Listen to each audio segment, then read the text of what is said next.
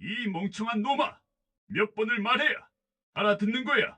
사돈 최만석의 고함이 창고 안을 가득 채웠습니다. 죄송합니다. 제가 잘못했습니다. 떨리는 목소리, 그 목소리는 내 아들 민수의 것이었습니다. 잘못했으면 됐어! 이 바보 같은 놈이! 너 때문에 자재가 몇 개나 깨졌는지 알아? 쿵, 무언가 넘어지는 소리가 들렸습니다. 창고 문 앞에 선 채로 나는 그 광경을 목격했습니다. 시멘트 먼지가 자욱한 창고 안, 내 아들 민수가 바닥에 쓰러져 있었고 그 위로 최만석이 서 있었습니다. 아들의 작업복은 시멘트 가루와 기름때로 범벅이었고 얼굴은 땀과 먼지로 뒤덮여 있었습니다. 일어나. 아직 정리 안 끝났잖아. 옆에 서 있던 최진호, 며느리 지은의 오빠가 민수의 팔을 거칠게 끌어올렸습니다. 형님, 죄송합니다. 다시 할게요. 민수는 비틀거리며 일어나 고개를 숙였습니다. 그 순간 나는 더 이상 참을 수 없었습니다. 지금 뭐 하는 겁니까? 내 목소리의 창고 안이 순간 조용해졌습니다. 최만석과 최진호가 동시에 고개를 돌렸고 민수는 놀란 눈으로 나를 바라봤습니다. 아버지, 민수의 입에서 나온 그 한마디가 내 가슴을 찢어 놓았습니다. 아들의 눈빛에는 두려움과 안도감이 동시에 담겨 있었습니다. 제 이름은 박철수, 올해 68세입니다. 30년간 서울중앙지방검찰청 강력부에서 검사로 일했고 5년 전 정년퇴직했습니다. 퇴직 후에는 은평구 작은 단독주택에서 텃밭을 가꾸며 조용히 살아왔습니다. 주변 사람들은 저를 그냥 평범한 공무원 출신 은퇴자로만 알고 있습니다. 32살 아들 민수가 있습니다. 경계선 지능 IQ 75를 가진 아이입니다. 장애는 아니지만 일상생활은 가능하되 복잡한 상황 판단이나 사람의 속마음을 읽는 것이 어렵습니다. 남들보다 학습이 느리고 쉽게 속고 이용당하기 쉬운 그런 아이죠. 하지만 성실하고 순수하며 손재주가 좋습니다. 26년을 홀로 키워왔습니다. 아내는 아들이 6살 때 우리 곁을 떠났습니다. 아들의 경계선 지능을 받아들이지 못했던 거죠. 그날 이후 저는 검사이기 이전에 아버지가 되어야 했습니다. 1년 전 민수는 결혼했습니다. 며느리 지은이는 처음엔 민수를 잘 대해주는 것 같았습니다. 사돈 최만석 씨는 건설자재 유통업을 한다고 했고 저는 제 경력을 자세히 밝히지 않았습니다. 그저 공무원 출신이라고만 말했죠. 그런데 오늘 며느리에게서 전화가 왔습니다. 아버님, 민수 오빠가 창고에서 일하다 다쳤어요. 급히 달려간 그곳에서 저는 상상도 못한 광경을 목격했습니다. 그리고 지금부터 들려드릴 이야기는 한 아버지가 아들을 지키기 위해 다시 법복을 입게 된 이야기입니다. 지금 뭐 하는 겁니까? 제 목소리에 창고 안의 공기가 얼어붙었습니다. 최만석과 그의 아들 진호가 동시에 고개를 돌렸고 민수는 놀란 눈으로 저를 바라봤습니다. 아버지, 민수의 떨리는 목소리가 제 가슴을 찔렀습니다. 아들의 얼굴은 시멘트 가루와 땀으로 범벅이었고 작업복 곳곳에는 찢어진 자국과 얼룩이 가득했습니다. 30분 전만 해도 저는 은평구 집 텃밭에서 상추를 따고 있었습니다. 며느리 지은이에게서 전화가 온 게 오후 2시쯤이었습니다. 아버님, 민수 오빠가 창고에서 일하다 다쳤어요. 빨리 와주세요. 다쳤다는 말에 가슴이 철렁했습니다. 급히 차를 몰고 의정부까지 달려왔습니다. 평소엔 1시간 거리지만 오늘은 40분 만에 도착했습니다. 공단 지역 낡은 건물들 사이 최만석의 건설자재 유통창고는 쉽게 찾을 수 있었습니다. 큼지막한 간판에 만석건자재라고 적혀 있었으니까요. 창고 입구에 도착했을 때 이상한 느낌이 들었습니다. 다쳤다면 병원에 가야 하는 게 정상인데 창고 안에서는 고함 소리와 물건, 부딪히는 소리가 들렸습니다. 문을 열고 들어섰을 때 본 광경은 충격 그 자체였습니다. 민수가 바닥에 쓰러져 있었고 최만석이 그 위에서 소리를 지르고 있었습니다. 다친 아들을 위로하는 게 아니라 아들을 질책하고 있었던 겁니다. 사돈어른, 여기서 뭐 하는 겁니까? 최만석이 저를 보더니 잠시 당황한 기색을 보였지만 곧 태연한 표정을 지었습니다. 아, 사돈 양반, 연락받고 오셨어요. 민수가 일하다가 실수를 좀 해서요. 괜찮습니다. 큰 일은 아니에요. 큰 일이 아니라고요. 제 아들이 바닥에 쓰러져 있는데 큰 일이 아니라고요. 저는 민수에게로 다가갔습니다. 아들의 손을 잡아 일으켜 세웠습니다. 가까이서 보니 더 충격적이었습니다. 손등에는 화상 자국이 있었고 팔뚝에는 시퍼런 멍이 여러 개 있었습니다. 민수야, 괜찮아?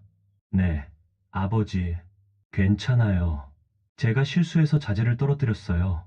아들의 목소리는 힘이 없었습니다. 그리고 제 눈을 제대로 마주치지 못했습니다. 검사 생활 30년 동안 수많은 피해자들을 만나봤습니다. 가정폭력 피해자, 강제노역 피해자, 그들의 눈빛을 저는 잘 압니다. 그리고 지금 제 아들의 눈에서 똑같은 두려움을 보고 있었습니다. 민수야, 우리 집에 가자. 네. 하지만 아직 정리가 안 끝났는데요. 괜찮아. 아버지가 왔으니까 이제 가도 돼. 최만석이 끼어들었습니다. 사돈 양반, 일이 아직 안 끝났는데 어떻게 가요? 민수가 떨어뜨린 자재들 정리해야죠. 제가 최만석을 똑바로 쳐다봤습니다. 제 아들이 다쳤다고 들었는데 왜 병원에 안 데려가셨습니까? 아, 그게 지은이가 좀 과장한 것 같아요. 보시다시피 멀쩡하잖아요. 멀쩡하다고요. 손에 화상을 입고 팔에 멍이 든 아들을 보고 멀쩡하다고 말하는 겁니까? 저는 더 이상 이곳에 머물고 싶지 않았습니다. 민수야, 가방 챙겨. 우리 집 가서 쉬자. 하지만 아버지, 괜찮아. 아버지 말 들어. 민수는 주저하다가 고개를 끄덕였습니다. 작은 배낭을 메고 제 뒤를 따라왔습니다. 창고를 나서는데 뒤에서 최진호의 목소리가 들렸습니다. 아저씨, 내일 출근은 해야 되는 거 아니에요? 저는 대꾸하지 않았습니다. 그저 민수의 어깨에 손을 얹고 창고를 빠져나왔습니다. 주차장에 세워둔 제 차로 향했습니다. 오래된 그랜저였지만 관리를 잘해서 깨끗했습니다. 민수를 조수석에 태우고 안전벨트를 채워줬습니다. 어렸을 때처럼요. 차를 출발시켰습니다. 의정부를 빠져나가는 동안 민수는 한마디도 하지 않았습니다. 그저 창밖만 바라보고 있었습니다. 저도 말을 걸지 않았습니다. 지금은 아들에게 안정이 필요한 시간이었으니까요. 올림픽대로를 타고 서울로 들어왔습니다. 퇴근 시간이 아니어서 길은 비교적 한산했습니다. 한강이 보이고 북한산이 보이고 익숙한 서울의 풍경이 지나갔습니다. 민수가 조용히 말했습니다. 아버지, 죄송해요. 왜? 제가 일을 잘못해서 자재를 떨어뜨렸어요. 장인어른이 화나실 만했어요. 장인어른이라는 호칭이 제 귀에 거슬렸습니다. 그리고 아들이 자기 잘못이라고 생각하고 있다는 사실이 더 마음 아팠습니다. 민수야, 내 잘못이 아니야. 하지만 실수는 누구나 해. 그게 내 잘못이 아니야. 그리고 다쳤는데 병원에 안 데려간 게 더 큰 문제야. 민수는 대답하지 않았습니다. 한참을 침묵하다가 다시 물었습니다. 아버지, 내일 출근 안 해도 돼요? 당분간은 쉬어. 아버지가 알아서 할게. 하지만 장인어른이 화내실 텐데요. 괜찮아. 아버지가 다 처리할게. 은평구 집에 도착한 건 오후 4시쯤이었습니다. 작은 단독주택, 마당에는 제가 가꾸는 텃밭이 있었습니다. 상추, 깨십, 고추가 자라고 있었습니다. 아침에 따려던 상추는 그대로 있었습니다. 들어가자. 현관문을 열고 민수를 집 안으로 들였습니다. 익숙한 집 냄새, 된장찌개 끓이고 남은 냄새와 빨래 건조한 냄새가 섞여 있었습니다. 민수는 신발을 벗고 거실로 들어갔습니다. 민수야, 씻고 와. 옷 갈아입고. 네, 아버지. 민수가 화장실로 들어가는 동안 저는 부엌으로 갔습니다. 냉장고를 열고 계란과 야채를 꺼냈습니다. 저녁을 준비해야 했습니다. 아들이 좋아하는 계란말이와 된장찌개를 끓이기로 했습니다. 물을 올리고 된장을 풀었습니다. 두부를 썰고 감자를 넣었습니다. 텃밭에서 딴 애호박도 썰어 넣었습니다. 국이 끓는 동안 계란을 풀어 프라이팬에 부었습니다. 지글지글 익어가는 소리가 조용한 부엌을 채웠습니다. 샤워를 마친 민수가 나왔습니다. 깨끗한 면 티셔츠와 편한 바지를 입었습니다. 머리에서 물이 뚝뚝 떨어지고 있었습니다. 수건으로 머리 좀 더 닦아. 네. 민수는 수건으로 머리를 닦으며 거실 소파에 앉았습니다. 저는 계란말이를 접시에 담고 된장찌개를 확인했습니다. 보글보글 잘 끓고 있었습니다. 밥 먹자. 식탁에 밥과 반찬을 차렸습니다. 된장찌개, 계란말이, 김치, 그리고 오늘 아침에 담가둔 겉절이. 민수가 식탁에 앉았습니다. 숟가락을 들었지만 쉽게 밥을 뜨지 못했습니다. 많이 먹어. 오늘 힘들었지. 네. 민수가 천천히 밥을 먹기 시작했습니다. 저도 마주 앉아 밥을 떴습니다. 조용한 저녁 식사였습니다. 때때로 숟가락 부딪히는 소리만 들렸습니다. 식사를 마치고 설거지를 하는 동안 민수는 거실에서 TV를 봤습니다. 하지만 TV를 보는 게 아니라 그냥 멍하니 화면을 바라보고 있었습니다. 저는 설거지를 마치고 민수 옆에 앉았습니다. 민수야, 아버지한테 얘기 좀 해줄 수 있어? 무슨 얘기요? 요즘 어떻게 지내는지, 결혼하고 나서 어땠는지. 민수는 한참을 말이 없다가 천천히 입을 열었습니다. 처음엔 좋았어요. 지은이가 잘해줬고 장인어른도 저한테 친절하셨어요. 그런데 그런데 결혼하고 한 달쯤 지나서 장인어른이 창고 일을 도와달라고 하셨어요. 가족이니까 당연히 도와야 한다고요. 저는 조용히 아들의 말을 들었습니다. 처음엔 주말에만 나갔어요. 그런데 점점 시간이 늘어났어요. 평일에도 나오라고 하시고 하루 종일 일하게 됐어요. 급여는? 민수가 고개를 저었습니다. 가족인데 무슨 돈을 받느냐고 하셨어요. 나중에 사업이 잘 되면 주신다고. 제 주먹이 저절로 쥐어졌습니다. 무급 노동이었던 겁니다. 그것도 1년 가까이. 그리고 요즘엔 장인어른이 자주 화를 내세요. 제가 일을 잘못한다고. 오늘은 왜 화를 내셨어? 자재를 옮기다가 떨어뜨렸어요. 제가 조심했어야 했는데. 손에 화상은? 민수가 자신의 손등을 내려다봤습니다. 용접기를 정리하다가 닿았어요. 병원은 갔어? 아니요. 장인어른이 괜찮다고 하셨어요. 더 이상 듣고 싶지 않았습니다. 아니, 들어야 했지만 듣기가 너무 고통스러웠습니다. 제 아들이 1년 동안 이런 대우를 받고 있었다는 사실이 믿기지 않았습니다. 민수야, 앞으로 창고 일은 안 해도 돼. 하지만 아버지, 괜찮아. 아버지가 다 처리할게. 너는 이제 쉬어. 민수의 눈에 눈물이 고였습니다. 아버지, 저 때문에 가족들이 싸우면 어떡해요? 그건 내 잘못이 아니야. 내가 걱정할 일이 아니야. 그날 밤, 민수를 안방에 재우고 저는 작은 방으로 갔습니다. 책상 서랍을 열었습니다. 오래된 명함들, 서류들, 그리고 검사 배지가 있었습니다. 30년간 가슴에 달고 다녔던 배지, 퇴직할 때 기념품으로 받은 것이었습니다. 배지를 손에 쥐고 한참을 생각했습니다. 퇴직 후 5년 동안 저는 법과 멀어져 지냈습니다. 그저 평범한 노인으로 살고 싶었습니다. 하지만 지금은 달랐습니다. 제 아들을 지키기 위해서라면 다시 법복을 입을 수도 있었습니다. 창밖으로 은평구의 밤 풍경이 보였습니다. 가로등 불빛, 멀리 북한산의 실루엣. 조용한 밤이었지만 제 머릿속은 복잡했습니다. 내일부터 무엇을 해야 할지, 어떻게 증거를 모아야 할지 계획을 세워야 했습니다. 휴대폰이 울렸습니다. 며느리 지은이었습니다. 전화를 받았습니다. 아버님, 왜 민수 오빠를 데리고 가신 거예요? 차가운 목소리였습니다. 걱정하는 아내의 목소리가 아니었습니다. 다쳤다고 해서 데려왔어. 병원에 가야 할 것 같아서. 아버지가 괜찮다고 하셨는데요. 내일 출근해야 하는데 어떡하려고요? 출근. 병원도 아니고 출근이라니. 당분간은 쉬게 할 거야. 그럼 안 되는데요?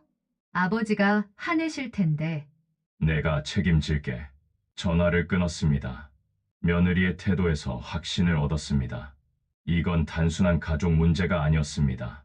조직적이고 계획적인 무언가가 있었습니다. 저는 노트북을 켰습니다. 포털 사이트에 만석권 자재를 검색했습니다. 회사 홈페이지가 나왔습니다. 간단한 소개와 연락처만 있었습니다. 더 검색해보니 몇 가지 후기가 나왔습니다. 대부분 부정적이었습니다. 사장이 직원들한테 욕 많이 함, 급여 체불, 근로계약서도 안 써줌, 더 파고들었습니다. 최만석의 이름으로 검색했습니다. 10년 전 기사가 나왔습니다. 근로기준법 위반으로 벌금형을 받은 기록이 있었습니다. 또 다른 기사에서는 폭행 혐의로 조사받은 적도 있었습니다. 이 사람은 전과자였습니다. 그리고 습관적으로 직원들을 착취해온 사람이었습니다. 제 아들은 그저 또 하나의 피해자였던 겁니다. 노트북을 끄고 침대에 누웠습니다. 하지만 잠이 오지 않았습니다. 옆방에서 민수의 작은 신음소리가 들렸습니다. 악몽을 꾸고 있는 것 같았습니다. 저는 일어나 민수의 방으로 갔습니다. 아들은 땀을 흘리며 뒤척이고 있었습니다. 민수야, 괜찮아? 아빠, 여기 있어. 제 목소리에 민수가 눈을 떴습니다. 아버지, 악몽 꿨구나. 괜찮아. 여기는 우리 집이야. 민수의 이마를 쓰다듬어 주었습니다. 어렸을 때처럼 아들이 다시 잠들 때까지 옆에 앉아 있었습니다. 그날 밤, 저는 결심했습니다. 제 아들을 지키기 위해서라면 무엇이든 하겠다고. 30년간 검사로 살았던 제 경험, 그 모든 것을 동원해서라도 아들을 구하겠다고. 내일부터 본격적인 조사가 시작됩니다. 다음 날 아침, 민수는 여전히 깊은 잠에 빠져 있었습니다. 저는 조용히 일어나 부엌으로 향했습니다. 시계를 보니 오전 6시, 평소 제가 일어나는 시간이었습니다. 퇴직 후에도 검사 시절의 습관은 그대로 남아 있었습니다. 일찍 일어나고, 규칙적으로 생활하고, 매사를 계획적으로 처리하는 것. 물을 끓이고 커피를 내렸습니다. 믹스커피가 아닌 원두커피, 검사 시절부터 마셨던 습관이었습니다. 커피 향이 집안을 채우는 동안 저는 어젯밤의 생각들을 정리했습니다. 증거가 필요했습니다. 민수의 증언만으로는 부족했습니다. 무금 노동의 증거, 폭행의 증거, 그리고 계획적인 착취였다는 증거. 검사 생활 30년 동안 배운 것이 있다면 증거 없는 고발은 무용지물이라는 것이었습니다. 커피를 마시며 창밖을 바라봤습니다. 은평구의 아침은 조용했습니다. 이른 아침 산책 나온 노인들, 출근 준비하는 직장인들, 평범한 일상이 흘러가고 있었습니다. 하지만 제 일상은 어제부터 평범하지 않게 되었습니다. 아버지, 일찍 일어나셨네요. 민수가 방에서 나왔습니다. 얼굴에는 여전히 피곤함이 가득했지만 어제보다는 나아 보였습니다. 잘 잤어? 네, 오랜만에 푹 잤어요. 오랜만에라는 말이 마음에 걸렸습니다. 그동안 얼마나 잠을 못 잤다는 얘기일까요? 커피 줄까? 아니요, 물 마실게요. 민수는 냉장고에서 물을 꺼내 마셨습니다. 그리고 식탁에 앉았습니다. 저도 커피를 들고 마주 앉았습니다. 민수야, 아버지가 물어볼 게 있어. 네, 아버지, 결혼하고 나서 내 통장은 누가 관리해? 민수가 잠시 머뭇거렸습니다. 지은이가 관리해요. 결혼하면 아내가 관리하는 거라고 해서요. 내 월급은 어디로 들어와? 제 월급은 장인어른 회사에서 나중에 주신다고 하셨어요. 나중에. 그 나중은 영원히 오지 않을 나중이었겠지요. 그럼 지금 생활비는? 지은이가 주는 대로 써요. 한 달에 20만 원 정도요. 20만 원. 한 달 용돈도 안 되는 돈으로 살고 있었던 겁니다. 민수야, 내 명의로 대출받은 거 있어? 민수의 표정이 굳어졌습니다. 어떻게 아셨어요? 있구나. 얼마나? 5천만 원이요. 장인어른이 사업자금이 필요하다고 해서 나중에 갚아주신다고 하셨어요. 제 예상이 맞았습니다. 아들의 이름으로 대출을 받았고 그 돈은 최만석의 사업에 쓰였을 겁니다. 그리고 갚을 생각은 처음부터 없었겠지요. 민수야, 대출 받을 때 서류 읽어봤어? 민수가 고개를 저었습니다. 장인어른이 여기 사인하라고 해서 제가 잘 못 읽어요. 글자가 너무 작고 어려워요. 경계선 지능을 가진 민수에게 복잡한 금융 서류는 읽을 수 없는 암호화 같았을 겁니다. 그리고 최만석은 그걸 알고 이용한 겁니다. 알았어. 걱정하지 마. 아버지가 알아볼게. 아버지, 제가 잘못했어요. 제가 멍청해서. 민수야. 저는 아들의 손을 꼭 잡았습니다. 네, 잘못이 아니야. 너를 속인 사람들이 나쁜 거야. 넌 잘못한 게 없어. 민수의 눈에 눈물이 고였습니다. 하지만 사람들이 저보고 바보라고 해요. 장인어른도, 형님도. 그 사람들이 틀렸어. 너는 바보가 아니야. 단지 남들보다 조금 느릴 뿐이야. 그리고 남들보다 훨씬 착하고 순수해. 아침을 준비했습니다. 계란 후라이와 김, 어젯밤에 남은 된장찌개. 민수는 천천히 밥을 먹었습니다. 식사 중간중간 휴대폰이 울렸습니다. 며느리 지은이었습니다. 민수가 전화를 받으려 하자 제가 말렸습니다. 아버지가 받을게. 전화를 받았습니다. 아버님, 민수 오빠 바꿔주세요. 민수는 지금 쉬고 있어. 무슨 일이야? 오늘 출근해야 하는데요. 아버지가 계속 전화하세요. 당분간은 못 나갈 것 같아. 건강이 안 좋아서. 아버님, 이러시면 안 돼요. 약속은 지켜야죠. 약속? 무슨 약속을 말하는 걸까요? 무슨 약속? 결혼할 때 약속하셨잖아요. 아버지 일 도와드린다고. 그게 무급으로 하루 12시간씩 일하는 것까지 포함된 약속이었나? 전화기 너머로 잠시 침묵이 흘렀습니다. 그건 가족이니까요. 가족이라도 기본적인 대우는 해줘야지. 다쳤는데 병원도 안 데려가고 급여도 안 주고 그게 가족한테 할 짓이야? 아버님, 너무 하시는 거 아니에요? 우리가 민수 오빠 먹여 살리고 있는데. 먹여 살린다. 그 말에 화가 치밀었습니다. 먹여 살리는 게 아니라 착취하고 있는 거 아니야? 뭐라고요? 내가 직접 가서 얘기하는 게 낫겠네. 오후에 시간 되나? 아버지는 안 계실 텐데요. 그럼 내 오빠한테 전화해봐. 내가 갈 테니까. 전화를 끊었습니다. 민수가 불안한 얼굴로 저를 바라봤습니다. 아버지, 제가 가야 되는 거 아니에요? 아니야. 내가 갈 필요 없어. 아버지가 다 처리할게. 하지만 민수야, 아버지 믿어. 식사를 마치고 민수에게 TV를 보라고 하고 저는 작은 방으로 갔습니다. 책상 서랍에서 오래된 수첩을 꺼냈습니다. 검사 시절 사용하던 수첩이었습니다. 여기에는 수많은 연락처가 적혀 있었습니다. 동료 검사들, 변호사들, 경찰들. 한 번호를 찾아 전화를 걸었습니다. 여보세요? 영호야. 나 박철수야. 선배님, 오랜만입니다. 어떻게 지내세요? 이영호. 제 후배 검사였습니다. 지금은 서울중앙지검 경제범죄부에서 일하고 있었습니다. 잘 지내. 그런데 부탁 하나 들어줄 수 있어? 말씀하세요, 선배님. 의정부의 만석건자재라는 회사 하나. 최만석이라는 사람이 운영하는 곳인데 잠깐만요. 검색해 볼게요. 잠시 후 영호의 목소리가 들렸습니다. 있네요. 건설자재 유통업체. 아, 대표 최만석. 이 사람 전과가 있네요. 10년 전 근로기준법 위반, 5년 전 폭행 혐의. 그 사람 관련해서 최근에 고소나 고발 들어온 거 있어? 잠깐만요. 작년에 직원이 임금 체불로 고소했다가 합의한 기록이 있네요. 그래. 고마워. 그리고 하나 더 물어볼게. 경계선 지능을 가진 사람을 이용한 사기나 강제 노역 같은 경우 어떻게 처벌돼? 아, 그건 가중 처벌 대상입니다. 피해자가 심신미약 상태이거나 판단 능력이 부족한 경우는 형량이 더 높아져요. 왜요? 혹시 내 아들 얘기야.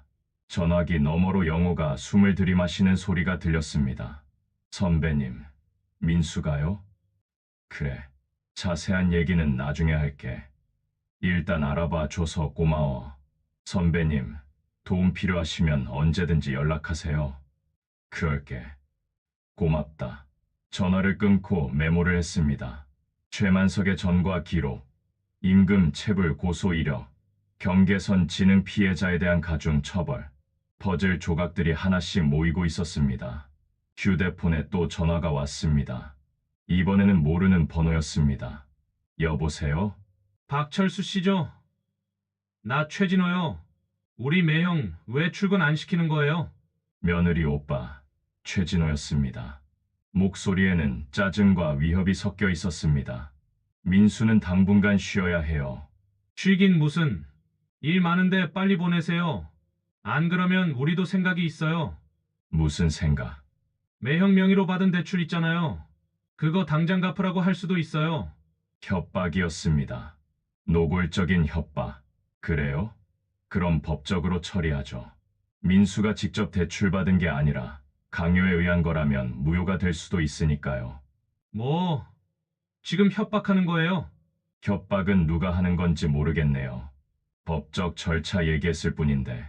아저씨, 괜히 일 크게 만들지 마세요. 우리도 조용히 넘어가려는 건데, 조용히 넘어가는 게 아니라 계속 착취하려는 거 아니에요? 뭐라고요? 지금 우리가 매형 착취했다고요? 증거 있으면 얘기하죠. 그럼 이만. 전화를 끊었습니다. 최진호의 반응에서 확신을 얻었습니다. 그들은 민수를 계획적으로 이용했고 지금도 계속 이용하려 하고 있었습니다. 거실로 나가니 민수가 TV를 보고 있었습니다. 하지만 표정은 어두웠습니다. 민수야, 괜찮아? 네. 근데 아버지, 정말 제가 창고에 안 가도 돼요? 그래, 다시는 안 가도 돼. 하지만 대출은 어떡해요? 제 이름으로 받은 건데. 그것도 아버지가 알아볼게. 걱정하지 마. 민수는 안심한 듯 고개를 끄덕였습니다. 하지만 저는 알고 있었습니다. 이제 본격적인 싸움이 시작된다는 것을. 점심을 간단히 먹고 저는 중요한 결정을 내렸습니다. 직접 현장을 확인해야 했습니다. 민수가 1년 동안 일했던 그곳, 증거가 있을 겁니다. 작업 일지, CCTV, 다른 직원들의 증언. 민수야, 아버지 잠깐 나갔다 올게. 어디 가세요? 볼일 좀 보고 저녁 전에 올게. 조심히 다녀오세요. 차에 올라타며 생각했습니다. 26년 전 아내가 떠나던 날도 이런 날씨였습니다. 맑은 하늘, 따뜻한 햇살. 하지만 제 마음은 폭풍우가 치고 있었습니다. 그때는 어떻게 해야 할지 몰랐습니다. 아내를 잡을 수도 없었고 아들을 포기할 수도 없었습니다. 그래서 선택했습니다. 아들을 선택했습니다. 검사로서의 경력도 승진도 모든 것을 뒤로하고 아들을 키우기로 했습니다. 그리고 26년이 흘렀습니다. 후회한 적은 없었습니다. 하지만 지금은 달랐습니다. 지금은 제가 무엇을 해야 하는지 명확했습니다. 아들을 지키기 위해 싸워야 했습니다. 30년간 쌓아온 법조인으로서의 모든 지식과 경험을 동원해서라도 의정부로 향하는 길, 차창 밖으로 한강이 보였습니다. 반짝이는 강물, 그 위를 나는 새들, 평화로운 풍경이었지만 제 마음은 전쟁터로 향하고 있었습니다. 이번 싸움은 쉽지 않을 겁니다. 하지만 저는 절대 지지 않을 겁니다. 왜냐하면 지키려는 것이 명확하기 때문입니다. 제 아들, 민수, 그것만으로 충분했습니다. 의정부 공단 지역에 도착한 건 오후 2시쯤이었습니다. 평일 낮인데도 이곳은 분주했습니다. 트럭들이 오가고 작업자들이 자재를 옮기고 기계 소리가 끊임없이 울려 퍼졌습니다. 만석건 자재는 공단 안쪽에 있었습니다. 큰 창고와 야적장, 그리고 낡은 사무실 건물, 차를 조금 떨어진 곳에 세웠습니다. 멀리서 관찰하기 위해서였습니다. 검사 시절 배운 것 중 하나가 있다면 성급하게 움직이지 말고 먼저 상황을 파악하라는 것이었습니다. 창고 앞에는 트럭 2대가 서 있었고 몇 명의 작업자들이 자재를 싣고 있었습니다. 그중 한 명이 최진호였습니다. 큰 소리로 지시하며 작업자들을 다그치고 있었습니다. 빨리빨리 오늘 중으로 다 실어야 된다고. 작업자들은 땀을 뚝뚝 흘리며 무거운 자재를 옮겼습니다. 안전장비도 제대로 갖추지 않은 채 위험한 작업을 하고 있었습니다. 1시간 정도 관찰했습니다. 그 사이 최만석이 사무실에서 나왔습니다. 담배를 피우며 전화 통화를 하고 있었습니다. 표정은 여유로웠습니다. 어제 제가 민수를 데려간 것에 대해 별로 신경 쓰지 않는 것 같았습니다. 해가 기울기 시작할 무렵 작업자들이 하나둘 퇴근하기 시작했습니다. 최진호도 사무실로 들어갔고 최만석은 자신의 차를 타고 어디론가 떠났습니다. 창고에는 야간 경비원 한 명만 남았습니다. 저는 차에서 내려 주변을 걸었습니다. 공단은 저녁이 되면 한산해졌습니다. 대부분의 업체가 문을 닫고 거리는 조용해졌습니다. 만석건자재 옆에는 다른 자재 업체가 있었습니다. 성우철강이라는 간판이 보였습니다. 사무실에 불이 켜져 있었습니다. 저는 그쪽으로 걸어갔습니다. 문을 열고 들어가니 50대 정도의 남자가 책상에 앉아 서류를 정리하고 있었습니다. 안녕하세요. 남자가 고개를 들었습니다. 네, 어서 오세요. 무슨 일이세요? 옆에 만석건자재 아시죠? 아, 네, 알죠. 왜요? 그 회사에 대해 여쭤볼 게 있는데요. 남자의 표정이 조금 굳어졌습니다. 누구신데요? 제 아들이 거기서 일했었습니다. 그런데 문제가 좀 있어서요. 남자가 한숨을 쉬었습니다. 들어오세요. 앉으시죠. 간단한 의자에 앉았습니다. 남자가 물을 한 잔 따라 주었습니다. 전 이곳에서 철강 자재 업체를 15년째 하고 있습니다. 그래서 옆집 사정을 좀 압니다. 어떤 사정이요? 최만석 씨. 그 사람 평판이 안 좋습니다.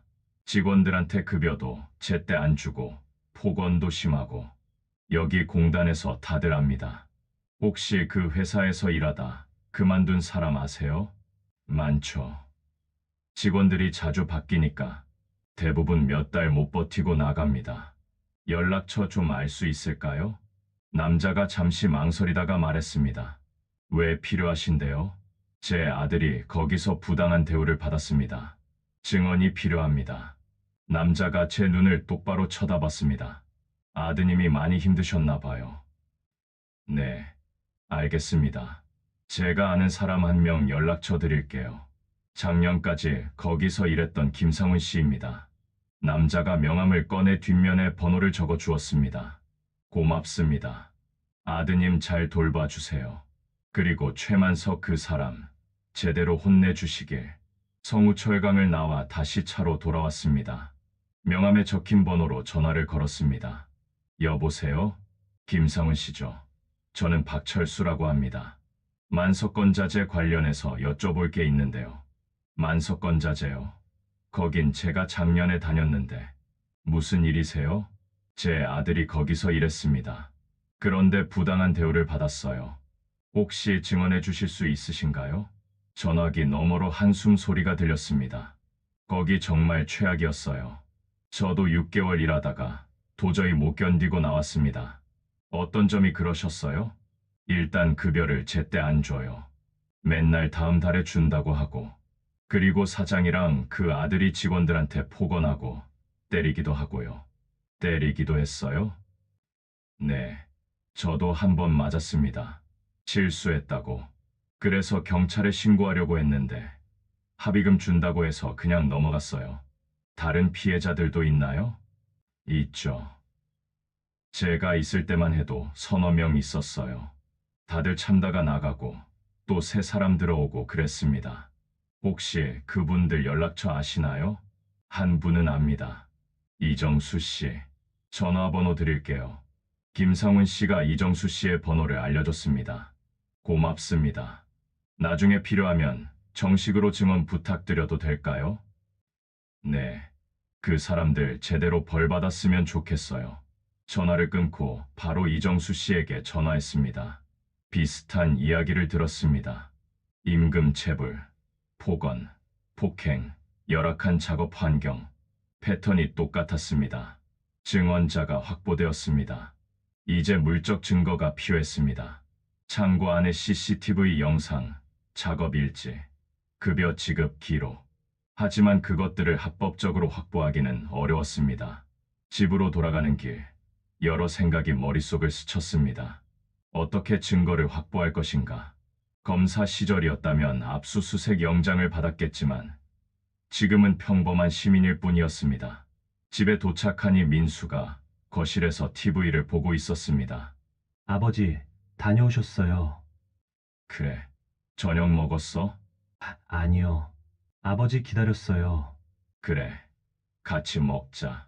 냉장고를 열어 재료를 꺼냈습니다. 간단하게 김치찌개를 끓이고 계란을 부쳤습니다. 밥을 데우고 식탁을 차렸습니다. 저녁을 먹으며 민수에게 물었습니다.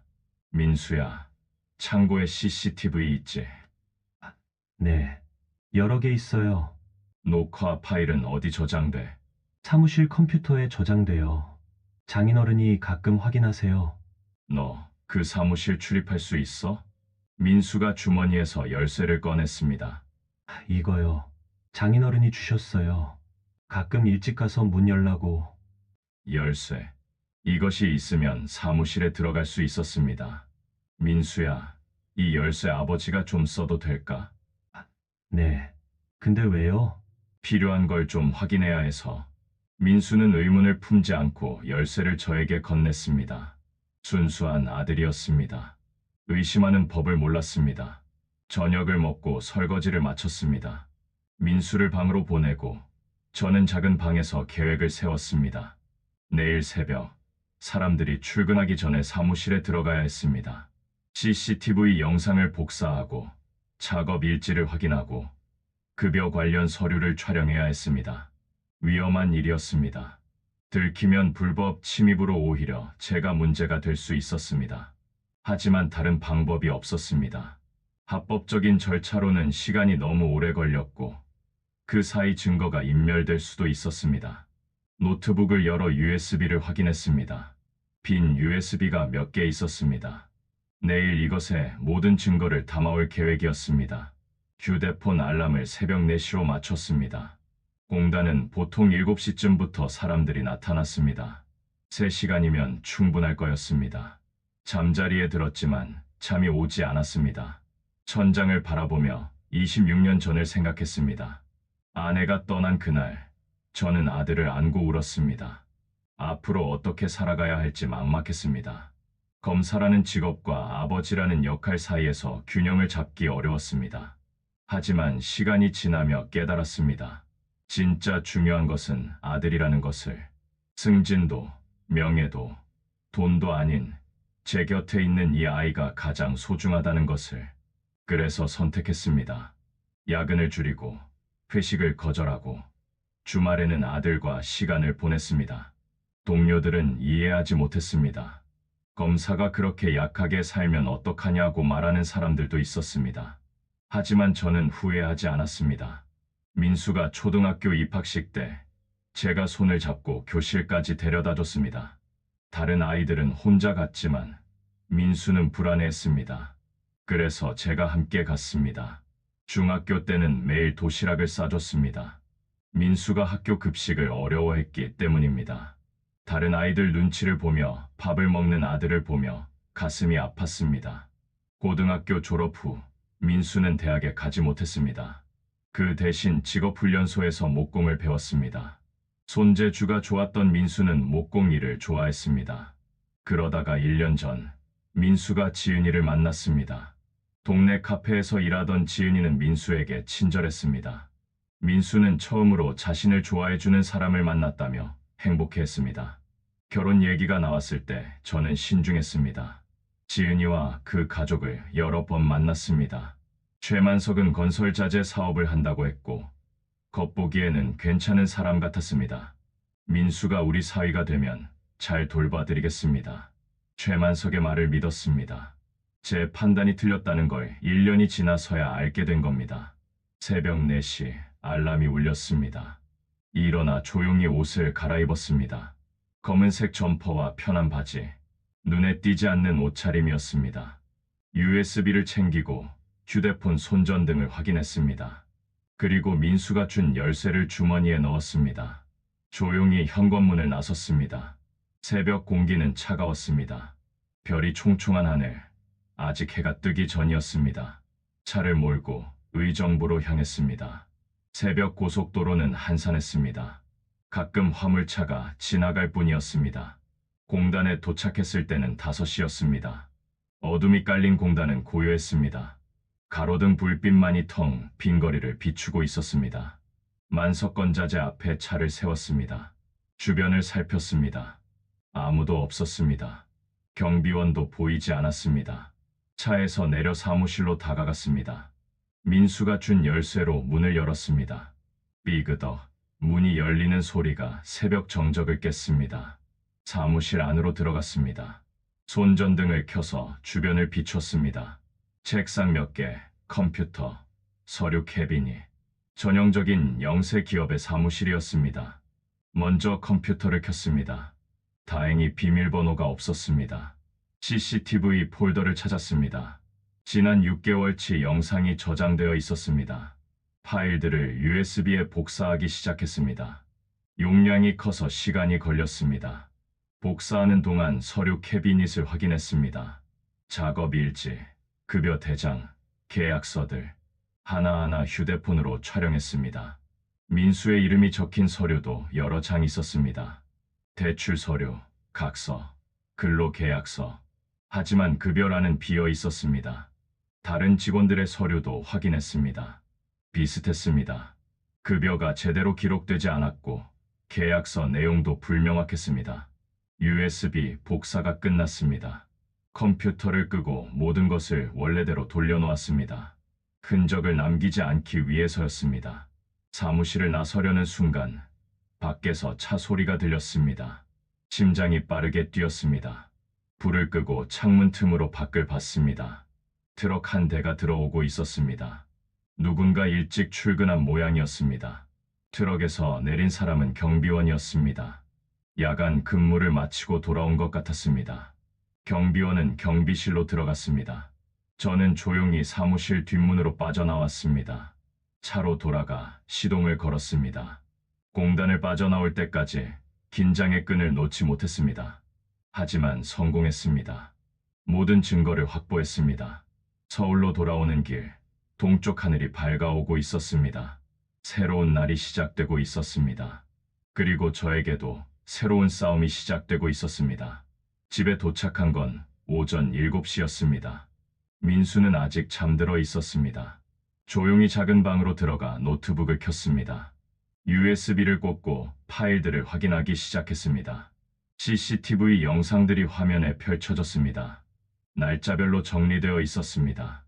최근 6개월치 영상, 그 안에는 제가 상상했던 것보다 더 충격적인 장면들이 담겨 있었습니다. 3개월 전 영상, 최만석이 민수의 뒷목을 잡고 벽으로 밀어붙이는 장면이 보였습니다. 민수는 고개를 숙인 채 떨고 있었습니다. 소리는 없었지만 최만석의 입모양으로 욕설을 퍼붓고 있다는 걸 알 수 있었습니다. 2개월 전 영상, 최진호가 민수를 사무실로 끌고 들어가 서류를 던지며 화를 내는 장면. 민수는 계속 고개를 숙이며 사과하고 있었습니다.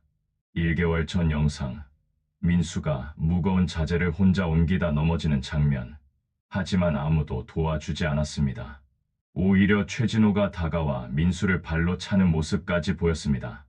영상을 보는 내내 주먹이 저절로 쥐어졌습니다. 이것은 단순한 노동 착취가 아니었습니다. 조직적인 학대였습니다. 촬영해온 서류들도 확인했습니다. 민수의 근로계약서에는 급여 항목에 추후 협의라고만 적혀 있었습니다. 법적으로 무효인 계약서였습니다. 작업 일지에는 민수가 매일 10시간 이상 일한 기록이 있었지만 급여 대장에는 민수의 이름이 아예 없었습니다. 대출 서류도 문제가 많았습니다. 민수 명의로 받은 5천만 원 대출.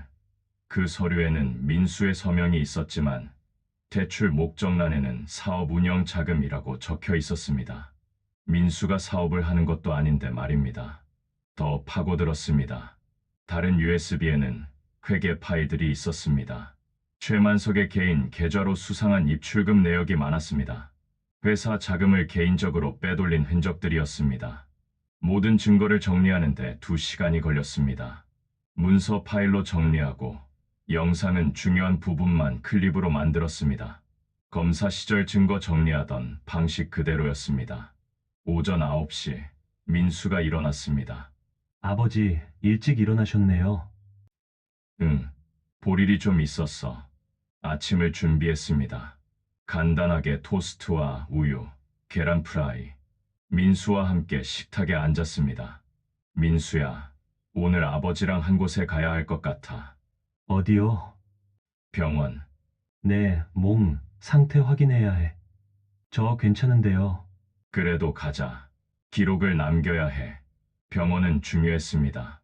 폭행 피해의 증거를 의학적으로 기록해야 했습니다.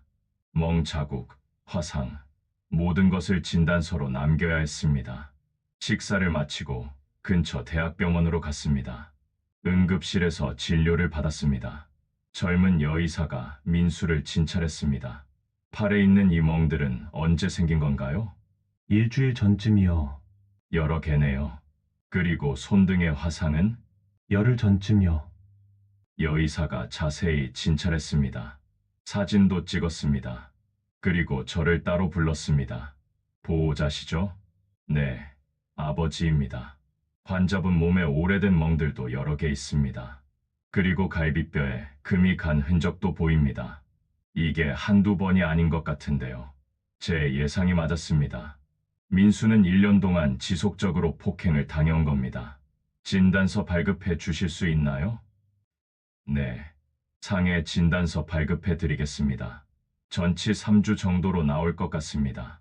진단서를 받고 병원을 나왔습니다. 민수는 불안한 표정이었습니다. 아버지, 이거 왜 필요해요? 나중에 필요할 거야. 걱정하지 마. 집으로 돌아오는 길, 휴대폰이 울렸습니다. 지은이었습니다. 아버님, 민수 오빠 언제 보내실 거예요? 아버지가 계속 전화하세요. 보낼 생각 없어. 네? 그게 무슨... 민수는 이제 그곳에 안 갈 거야. 그리고 너희 아버지한테 전해. 내가 직접 찾아가겠다고. 아버님, 이러시면 안 돼요. 약속 어기시는 거잖아요. 약속? 무슨 약속? 내 아들을 노예처럼 부리고 때리는 게 약속이었어? 그건 오해세요. 아버지가 좀 엄하신 거지. 엄한 게 아니라 폭행이야. 나 증거 다 확보했어. 전화기 너머로 침묵이 흘렀습니다. 무슨 증거요? 직접 보여줄게. 오늘 오후 2시에 그쪽 사무실로 갈 거니까 아버지한테 전해. 전화를 끊었습니다. 이제 직접 대면할 시간이었습니다. 집에 도착해서 민수에게 말했습니다. 민수야, 너는 집에 있어. 아버지 혼자 갔다 올게. 어디 가세요? 장인 어른 만나러. 아버지, 위험해요. 장인 어른 화나면 무서워요. 괜찮아. 아버지 믿어. 점심을 먹고 정장으로 갈아입었습니다. 검은색 정장, 흰 셔츠, 넥타이, 검사 시절에 입던 옷이었습니다. 옷장 깊숙이 보관해뒀던 옷들이었습니다. 거울을 봤습니다. 68세 노인이 아니라 검사 박철수가 서 있었습니다. 30년간 법정을 누볐던 그 사람 말입니다. 서류 가방을 챙겼습니다. USB, 진단서, 촬영한 서류들, 그리고 녹음기, 작은 디지털 녹음기를 정장 안주머니에 넣었습니다. 모든 대화를 녹음할 계획이었습니다. 민수야, 아버지 다녀올게. 조심하세요, 아버지. 차를 몰고 의정부로 향했습니다. 오후 2시, 공단은 한창 일하는 시간이었습니다. 만석건 자재 앞에 차를 세웠습니다. 사무실 문을 열고 들어갔습니다. 직원 한 명이 책상에 앉아 있었습니다. 최만석 사장님 계신가요? 네, 안쪽에 계십니다. 누구시죠? 박철수라고 합니다. 약속이 있어요. 직원이 안쪽으로 들어가더니 곧 나왔습니다. 들어오시래요. 안쪽 사장실로 들어갔습니다. 최만석이 책상에 앉아 있었고 옆에는 최진호도 서 있었습니다. 사돈 양반, 무슨 일로 오셨소? 최만석의 태도는 여전히 거만했습니다. 할 얘기가 있어서 왔습니다. 무슨 얘기? 저는 서류 가방을 열고 서류 몇 장을 꺼내 책상 위에 놓았습니다. 이게 뭡니까? 민수의 진단서입니다. 전치 3주. 여러 부위의 타박상과 화상. 최만석이 서류를 집어보더니 코웃음을 쳤습니다. 일하다 다친 거 아닙니까? 산재 처리하면 되는 거고. 산재라면 병원에 바로 데려갔어야죠. 그리고 이건 산재가 아닙니다. 폭행입니다. 폭행이라니 무슨 소리 하는 겁니까? 저는 노트북을 꺼내 켰습니다. USB를 꽂고 영상 파일을 열었습니다. 이걸 보시죠. 화면에 CCTV 영상이 재생되었습니다. 최만석이 민수의 뒷목을 잡고 벽으로 밀어붙이는 장면, 최진호가 민수를 발로 차는 장면, 최만석의 얼굴이 굳어졌습니다. 이건 어디서 구한 겁니까? 그건 중요하지 않습니다. 중요한 건 이게 명백한 폭행이라는 겁니다. 최진호가 끼어들었습니다. 이게 불법 아닙니까? 우리 회사 CCTV를 어떻게 가져간 거예요? 민수가 이 회사 직원이었고 사무실 출입 권한도 있었습니다. 그리고 이건 범죄 증거입니다. 불법이 아닙니다. 최만석이 자리에서 일어났습니다. 사돈 양반, 지금 우릴 협박하는 겁니까? 협박이 아닙니다. 사실을 말하는 겁니다.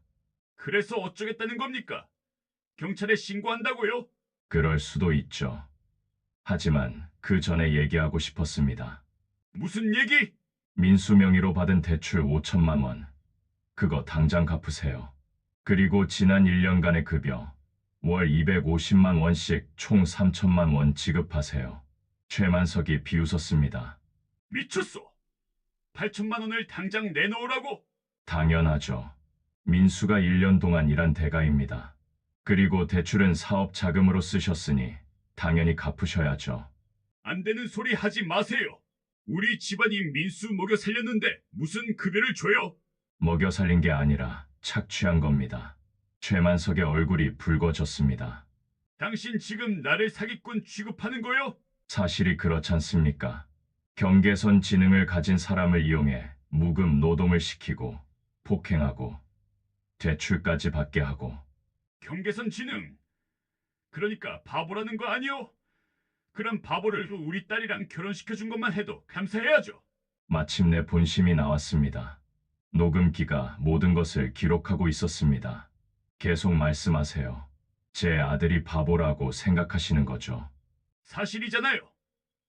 IQ 75면 정상이 아니죠. 그런 놈이 무슨 급여를 받아요? 일도 제대로 못하면서. 일을 제대로 못하는 게 아니라 당신들이 과도한 노동을 시킨 겁니다. 하루 12시간씩 안전 장비도 없이. 최진호가 앞으로 나섰습니다. 아저씨, 계속 이러실 거면 우리도 가만히 안 있어요. 매형명의 대출 당장 갚으라고 독촉할 수도 있고요. 그러세요. 법적으로 다투면 됩니다. 대출이 강요에 의한 것이었다는 증거도 있으니까요. 무슨 증거? 저는 또 다른 서류를 꺼냈습니다. 대출 서류입니다. 민수가 서명할 때 옆에서 강요한 CCTV 영상도 있습니다. 최만석과 최진호의 표정이 일그러졌습니다. 당신 대체 뭐요? 왜 이렇게까지 하는 겁니까? 제 아들을 지키려고 합니다. 그깟 바보 같은 아들 하나 때문에? 그 순간 저는 더 이상 참을 수 없었습니다. 제 아들은 바보가 아닙니다. 단지 느릴 뿐입니다. 그리고 당신들 같은 사람들보다 훨씬 더 인간적입니다. 최만석이 책상을 탁 쳤습니다. 당장 나가세요. 안 나가면 경비 불러서 내쫓을 겁니다. 나가기 전에 한 가지만 더 말씀드리죠. 저는 주머니에서 명함을 꺼내 책상 위에 놓았습니다. 서울중앙지방검찰청 강력부 검사 박철수였습니다. 그 순간 방 안의 공기가 얼어붙었습니다. 최만석의 얼굴이 새하얗게 변했습니다. 뭐라고요? 30년간 검사로 일했습니다. 퇴직 후에는 조용히 살고 싶었죠. 그래서 제 경력을 숨겼습니다. 하지만 제 아들이 이런 대우를 받는다면 얘기가 다릅니다. 최진호가 한 발 뒤로 물러섰습니다. 검사라고요? 네, 특히 강력범죄, 경제범죄 전문이었습니다. 당신 같은 사람들을 수도 없이 법정에 세웠죠. 최만석이 의자에 털썩 주저앉았습니다. 그럼 지금까지? 네, 모든 증거를 수집했습니다. 이제 선택하세요. 합의하실 건가요? 아니면 법정에서 만날 건가요? 둘은 말이 없었습니다. 저는 서류 가방을 챙기고 일어났습니다. 3일 드리겠습니다. 3일 안에 대출금 전액과 급여를 지급하세요. 그리고 민수와 이혼 합의서에 서명하세요. 안 그러면 형사 고소합니다. 잠깐만요, 사돈. 이제 사돈 아닙니다. 곧 남남이 될 겁니다. 사무실을 나섰습니다. 뒤에서 최만석과 최진호가 뭐라 말하는 소리가 들렸지만 신경 쓰지 않았습니다. 주차장으로 걸어가는데 갑자기 뒤에서 누군가 팔을 잡았습니다. 최진호였습니다. 아저씨, 잠깐만요. 나요. 안 돼요. 당신이 우리 가족을 망치려고 하잖아요. 내가 아니라 당신들이 스스로 망친 겁니다. 최진호가 주먹을 쥐었습니다. 저를 때리려는 것 같았습니다. 하지만 그 순간 제 눈빛을 보고 멈칫했습니다. 30년간 범죄자들과 마주해온 검사의 눈빛. 그 앞에서 최진호는 한 발 물러섰습니다. 3일입니다. 기억하세요. 차에 올라타고 시동을 걸었습니다. 백미러로 최진호를 봤습니다. 그는 멍하니 서 있었습니다. 의정부를 빠져나오며 생각했습니다. 이제 본격적인 전쟁이 시작되었다고. 하지만 저는 준비가 되어 있었습니다. 30년간 쌓아온 모든 것을 동원해서라도 제 아들을 지킬 것입니다. 집으로 돌아오는 길, 휴대폰이 계속 울렸습니다. 지은, 최만서, 최진호, 모두 같은 사람들이었습니다. 하지만 받지 않았습니다. 지금은 그들과 대화할 시간이 아니었습니다. 집에 도착하니 민수가 현관에서 저를 기다리고 있었습니다. 아버지, 괜찮으세요? 응, 괜찮아. 장인어른은요? 다 얘기했어. 이제 곧 정리될 거야. 민수의 얼굴에 안도의 표정이 스쳤지만 이내 걱정으로 바뀌었습니다. 아버지, 지은이한테 전화 많이 왔어요. 받아야 할까요? 아니, 아버지가 처리할게. 정장을 벗고 편한 옷으로 갈아입었습니다. 그리고 작은 방으로 들어가 녹음 파일을 확인했습니다. 최만석과의 대화가 선명하게 녹음되어 있었습니다. 그런 바보를 우리 딸이랑 결혼시켜 준 것만 해도 감사해야죠. IQ 75면 정상이 아니죠. 그런 놈이 무슨 급여를 받아요? 명백한 차별 발언이었습니다. 경계선 지능을 가진 사람에 대한 모욕. 이것만으로도 충분한 증거였습니다. 파일을 정리하던 중 집 전화가 울렸습니다. 모르는 번호였습니다. 받았습니다. 여보세요?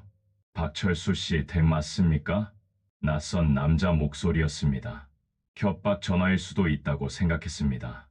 누구세요? 저는 법무법인 정도의 변호사 김태훈이라고 합니다. 최만석 씨의 법률 대리인으로 연락드렸습니다. 벌써 변호사를 선임했군요. 예상했던 대로였습니다. 무슨 일이시죠? 오늘 최만석 씨 사무실에서 있었던 일에 대해 얘기하고 싶습니다. 혹시 내일 저희 사무실로 오실 수 있으신가요? 무슨 내용인지 먼저 말씀해 주시죠. 합의에 대해 논의하고 싶습니다. 최만석 씨도 이 일이 커지는 걸 원하지 않으시고 박 선생님도 마찬가지실 거라고 생각합니다. 합의. 돈으로 입을 막으려는 전형적인 수법이었습니다. 합의 조건이 뭡니까? 그건 직접 만나서 말씀드리는 게 좋을 것 같습니다. 제가 요구한 조건은 명확합니다. 대출금 5천만 원 전액 상환, 1년치 급여 3천만 원 지급, 그리고 이혼 합의. 네, 그 부분에 대해서도 협의가 가능할 것 같습니다. 내일 오전 10시에 저희 사무실로 오실 수 있으신가요? 생각해 보고 연락드리겠습니다. 전화를 끊고 생각했습니다. 변호사를 통한 합의 제안. 이것은 두 가지 의미였습니다. 하나는 최만석이 제 요구를 받아들일 의향이 있다는 것. 다른 하나는 법적 분쟁을 피하고 싶어 한다는 것. 하지만 저는 조심스러웠습니다. 30년 검사 생활 동안 수많은 합의 협상을 봐왔습니다. 그중 상당수는 피해자를 더 불리하게 만드는 함정이었습니다. 후배 검사 이영호에게 전화했습니다. 선배님, 무슨 일이세요? 영호야, 법무법인 정도 아나? 정도요? 들어봤는데. 중소 로펌인데 좀 평판이 안 좋아요. 주로 경제사범들 변호하고 합의 압박으로 유명하죠. 예상대로였습니다.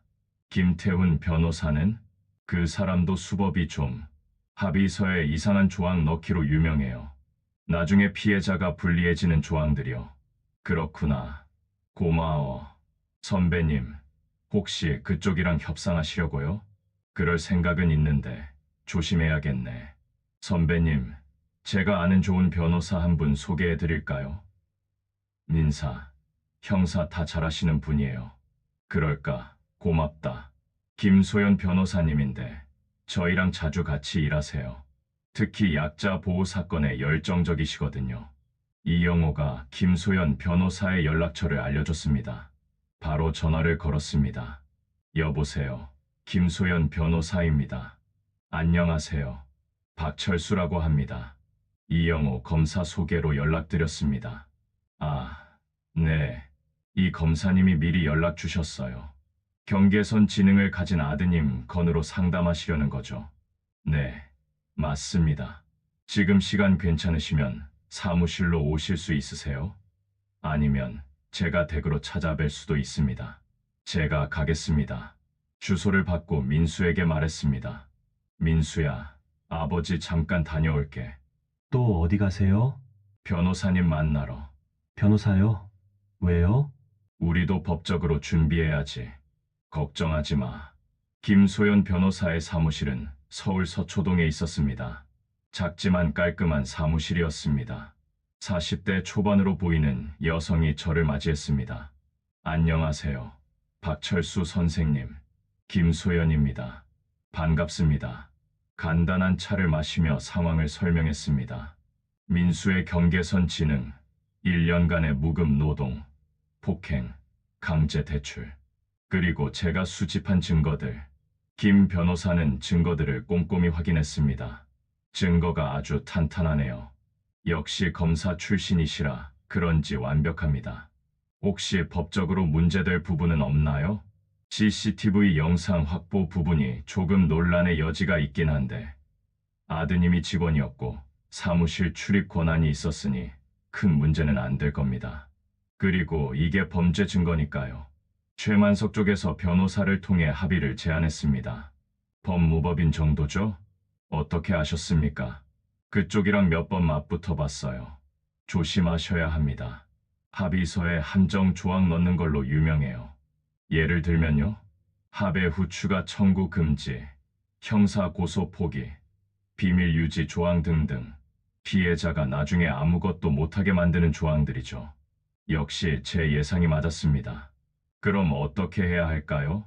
제가 동석하겠습니다. 합의서 검토도 하고 협상도 도와드릴게요. 그리고 솔직히 말씀드리면 합의보다는 형사 고소하시는 게 나을 것 같아요. 왜죠? 이런 케이스는 판례가 될 수 있어요. 경계선 지능을 가진 사람에 대한 노동 착취, 이게 제대로 처벌받는 선례가 만들어져야 합니다. 다른 피해자들을 위해서도요. 김 변호사의 말이 마음에 와닿았습니다. 제 아들만의 문제가 아니었습니다. 수많은 경계선 지능을 가진 사람들이 비슷한 피해를 받고 있을 겁니다. 알겠습니다. 그럼 내일 법무법인 정도와의 미팅에 동석 부탁드립니다. 네, 그렇게 하죠. 시간 알려주시면 제가 맞춰 가겠습니다. 사무실을 나서며 김 변호사가 말했습니다. 선생님, 아드님 정말 사랑하시는 게 느껴져요. 제가 최선을 다해서 도와드리겠습니다. 감사합니다. 집으로 돌아오는 길, 마음이 조금 가벼워졌습니다. 이제 혼자가 아니었습니다. 법률 전문가가 함께였습니다. 하지만 집에 도착하자마자 예상치 못한 일이 벌어졌습니다. 현관문 앞에 지은이가 서 있었습니다. 눈이 퉁퉁 부어 있었고 화장이 번져 있었습니다. 아버님, 무슨 일이야? 민수 오빠 좀 만나게 해주세요. 제발요. 지금은 안 돼. 아버님, 제발요. 저도 잘못한 거 알아요. 사과하고 싶어요. 현관문을 열었습니다. 민수가 거실에서 걱정스러운 얼굴로 서 있었습니다. 지은아, 오빠, 지은이 민수에게 달려가려 했지만 제가 막았습니다. 잠깐, 아버님, 비켜주세요. 제 남편이잖아요. 남편을 그렇게 대했으면서 지은이 얼굴이 일그러졌습니다. 저도 어쩔 수 없었어요. 아버지가 시키는 대로 해야 했어요. 그게 변명이 되나? 아버님은 몰라요. 우리 집안이 얼마나 힘든지, 빚이 얼마나 많은지. 결국 본심이 나왔습니다. 처음부터 민수를 이용하려던 계획이었던 겁니다. 그래서 내 아들을 이용한 거야. 순진하고 착하니까. 지은이 주저앉으며 울기 시작했습니다. 죄송해요. 정말 죄송해요. 처음에는 진짜 오빠가 좋았어요. 근데 아버지가 사업 자금이 필요하다고. 오빠 이름으로 대출 받으라고. 그래서 받은 거지? 네. 그리고 창고 일도 시키고. 저도 나쁜 짓인 줄 알았어요. 근데 거부할 수 없었어요. 민수가 다가왔습니다. 지은아, 괜찮아. 나는 이해해. 오빠, 하지만 우리 이제 헤어져야 할 것 같아. 아버지 말씀이 맞아. 너희 가족이랑은 더 이상 같이 살 수 없어. 지은이 민수를 붙잡았습니다. 안 돼요, 오빠. 이혼하면 안 돼요. 왜? 우리 아기 있어요. 순간 시간이 멈춘 것 같았습니다. 뭐라고? 임신 2달 됐어요. 아직 아무도 몰라요. 오빠한테 먼저 말하려고 했는데, 민수가 저를 바라봤습니다. 당황한 표정이었습니다. 아버지, 이럴 줄 몰랐어요. 저도 당황스러웠습니다. 손주가 생긴다는 거. 하지만 그 아이의 엄마와 외가는 민수를 착취했던 사람들이라는 거. 민수야, 내 생각은 어때? 저는 아기가 소중해요. 근데 지은이네 가족은 무서워요. 지은이 계속 울었습니다. 오빠, 제발 한 번만 기회를 주세요. 제가 달라질게요. 아버지한테도 말할게요. 더 이상 오빠한테 그러지 말라고 믿을 수 있을까? 약속할게요. 제발. 저는 깊은 한숨을 쉬었습니다. 상황이 복잡해졌습니다. 단순히 이혼하고 끝낼 수 있는 문제가 아니게 된 겁니다. 지은 씨, 일단 오늘은 돌아가세요. 우리가 생각 좀 해야겠어요. 아버님, 가세요. 내일 다시 얘기합시다. 지은이 떠난 후 민수와 마주 앉았습니다. 아버지 어떡해요? 민수야, 내 진짜 마음은 뭐야? 아기 때문에 참고 살 수 있어? 민수는 한참을 생각했습니다. 아기는 제 아이잖아요. 키우고 싶어요. 근데 장인어른이랑 형님은 정말 무서워요. 알았어. 아버지가 방법을 찾아볼게. 그날 밤 잠을 이룰 수 없었습니다. 손주라는 존재, 하지만 그 손주를 무기로 다시 민수를 착취하려 들 수도 있었습니다. 내일 법무법인 정도와의 미팅. 거기서 어떤 결과가 나올지 알 수 없었습니다. 하지만 한 가지는 확실했습니다. 제 아들과 손주를 지키기 위해서라면 어떤 싸움도 마다하지 않을 것입니다. 새벽까지 여러 시나리오를 생각했습니다. 이혼을 진행하면서 양육권을 확보하는 방법, 아니면 조건부로 혼인을 유지하되 최만석 일가와 완전히 단절하는 방법. 어느 쪽이든 쉽지 않을 겁니다. 하지만 포기할 수는 없었습니다. 다음 날 오전 10시 법무법인 정도 회의실. 김소연 변호사와 함께 도착했습니다. 깔끔한 회의실이었지만 어딘가 차가운 느낌이었습니다. 벽에 걸린 상장들, 큰 책장에 빼곡한 법전들, 전형적인 로펌의 모습이었습니다. 잠시 후 김태훈 변호사가 들어왔습니다. 50대 초반, 회색 정장을 입은 날카로운 인상의 남자였습니다. 그 뒤로 최만석과 최진호도 함께 들어왔습니다. 안녕하십니까, 박철수 선생님. 저는 김태훈 변호사입니다. 악수를 나눴습니다. 김 변호사의 손은 차가웠습니다. 이쪽은 김소연 변호사님, 제 법률 대리인입니다. 김태훈 변호사의 눈빛이 날카로워졌습니다. 예상치 못한 변수였던 모양입니다. 아, 변호사님을 대동하셨군요. 김소연 변호사님, 뵙게 되어 반갑습니다. 반갑습니다. 둘의 인사는 형식적이었습니다. 서로를 잘 아는 사이인 것 같았습니다. 모두 자리에 앉았습니다. 최만석과 최진호는 저를 바라보지 못했습니다. 어제와는 완전히 다른 모습이었습니다. 김태훈 변호사가 서류를 꺼내며 말했습니다. 오늘 이 자리는 양측의 원만한 합의를 위해 마련되었습니다. 최만석 씨 측에서도 이번 일에 대해 깊이 반성하고 있으며 박 선생님의 요구를 최대한 수용하고자 합니다. 구체적으로 말씀해 주시죠. 먼저 민수 씨 명의로 받은 대출 5천만 원은 전액 상환하겠습니다. 이건 일주일 내로 처리하겠습니다. 1년치 급여는요? 김태훈 변호사가 잠시 머뭇거렸습니다. 급여 부분은 3천만 원은 과하다고 생각됩니다. 민수 씨가 실제로 한 일의 가치를 고려하면 1천만 원 정도가 적정하다고 봅니다. 김소연 변호사가 끼어들었습니다. 1년간 하루 10시간 이상, 주 6일 근무했습니다. 최저임금만 계산해도 3천만 원은 합리적입니다. 하지만 민수 씨의 업무 능력을 고려하면 업무 능력을 고려한다고요. 그게 차별 아닌가요? 김태훈 변호사가 당황하는 기색을 보였습니다. 차별이 아니라 현실적인 평가입니다. 경계선 지능을 가진 사람이 경계선 지능을 가졌다고 해서 임금을 깎을 권리는 없습니다. 근로기준법에 명시되어 있죠. 변호사님도 잘 아시잖아요.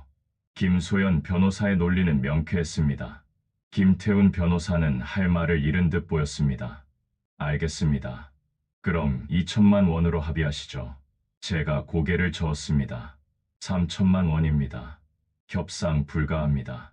최만석이 참지 못하고 끼어들었습니다. 사돈 양반, 너무 심하시는 거 아닙니까? 8천만 원을 어떻게 한 번에 내놓으란 말입니까? 제 아들을 1년 동안 착취하고 폭행한 대가 치고는 싸다고 봅니다. 착취라니! 우리 집에서 먹여 살렸는데? 제가 서류 가방을 열어 서류를 꺼냈습니다. 여기 민수가 1년 동안 창고에서 일한 작업 일지입니다. 평균 하루 11시간, 주 6일. 그리고 이건 폭행 장면이 담긴 CCTV 영상 목록이고 이건 병원 진단서입니다. 서류들을 테이블 위에 펼쳤습니다.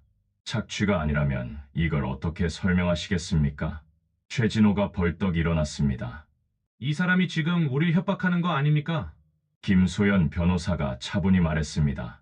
협박이 아니라 사실을 제시하는 겁니다. 그리고 최진호 씨, 앉으세요. 여기는 법정이 아니지만 최소한의 예의는 지켜야죠. 최진호는 아버지를 쳐다봤고 최만석이 손짓으로 앉으라고 했습니다.